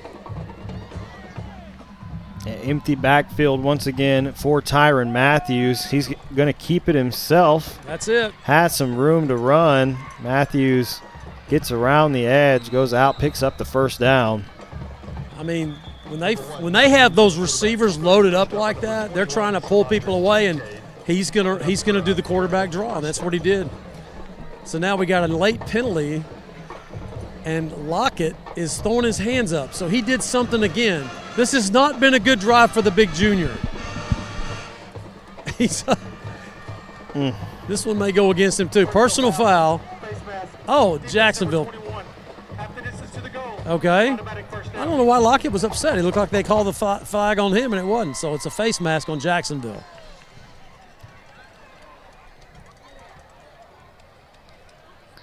So big gain there for Matthews, and then the penalty is going to tack a few more on. Well, you really don't want to give up a score here. I mean, I know there's no moral victories, but, 25-12 sounds much better than 32-12. Yes, it does. So 1st and 10 now for Nacogdoches inside the Jacksonville 15. Matthews going to fake the handoff now, hand it to the man in motion. He goes out of bounds. Good pursuit from the Jacksonville defense. They'll keep the clock running. Handoff goes to number 3, R.J. Whitaker. He's brought down by number 10, Harrison Penn. So let's see if Nacogdoches, as we'll go under a minute here, with the play clock at 22 and the game clock at 1:07, if Nac will just take a knee here and be happy to get on the loop and head back to Nac with a win in their first in district.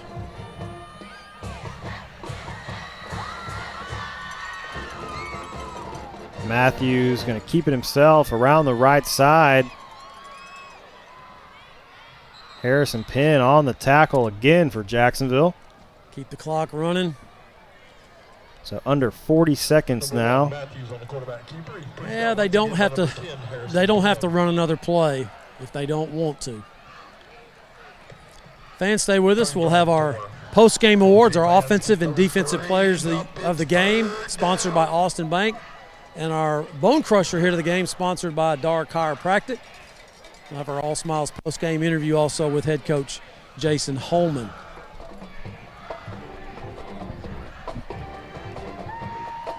Matthews going to keep it himself around the right side. Jacksonville with some numbers going to bring him down short of the first down, and that will be the last play of the game. That's our final play of the game. So the final tonight here from the historic Tomato Bowl, Nacogdoches 25, Jacksonville 12. It's a really hard-fought game there from Jacksonville. Just couldn't quite get in the end zone enough tonight. Played much better tonight than last week. Last week just really was flat tonight. Fighting Indians came out, and they played hard. They didn't get off to the fast start they wanted to, but, boy, they really turned it on in the second quarter. Third quarter was great, and the big fumble and the scoop and score by Nac really just one of those things that just took the wind out of Jacksonville's sails. And there's some things that Jacksonville did so well tonight, obviously running the football and playing good defense. I mean, they really shut Nac down in the third quarter. I don't think Nac had any positive yards in the third quarter. So the Fighting Indians came out playing really aggressively in the third quarter when Nac got the football. They just couldn't get enough offense going to catch up on some of those scores. Well, and the only touchdown in the entire second half was a fumble recovery.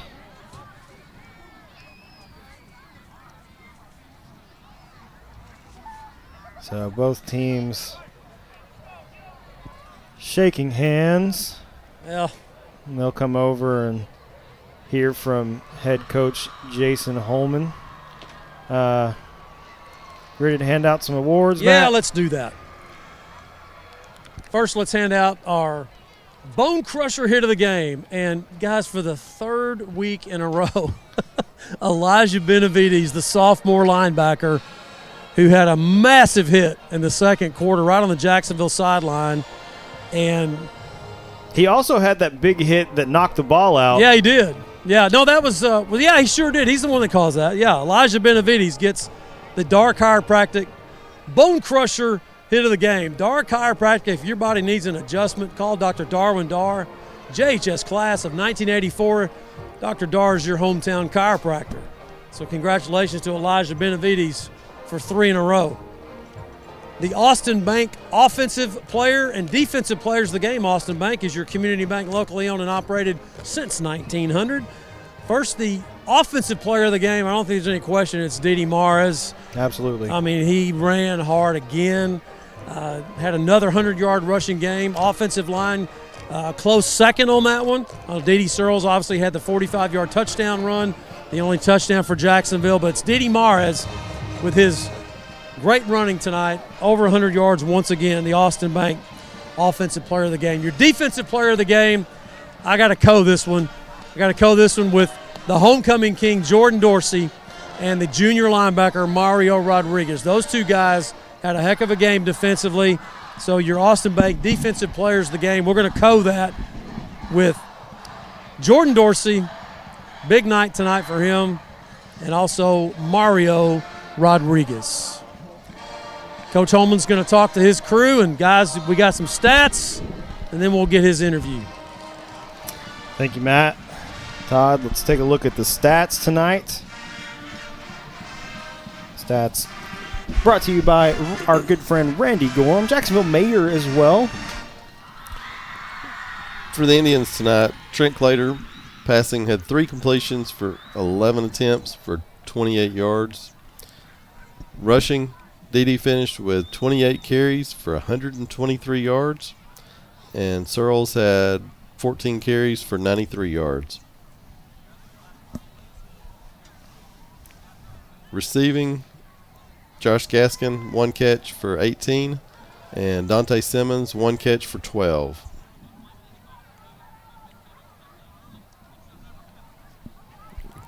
Cardenas had a field goal tonight, 35-yarder. We tried 2 more, and both of those got blocked. So, yeah. He also had 3 punts for a 39-yard average, long of 54. And 1 inside the 20. That one inside the 20 went out of the 2. That was huge. That was as good as you can get it right there. Yep. All right, and then Nacogdoches. Look at Nac. So the quarterback, Matthews, finished with 5 completions on 11 attempts for 51 yards and 1 touchdown. Rushing, he was the leading rusher with 17 carries for 184 yards and a touchdown. R.J. Whitaker had 4 carries for 39. Zamarian Douglas had 2 for 32. Trey Page had 11 for 14.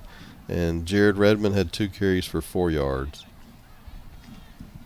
Receiving, Michael Lockett had 3 catches for 34 yards and a touchdown. R.J. Whitaker 1 for 13. And Cameron Brady 1 catch for 4 yards.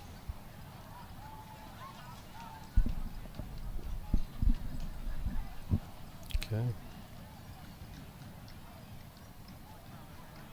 And that pretty well does it for Nac.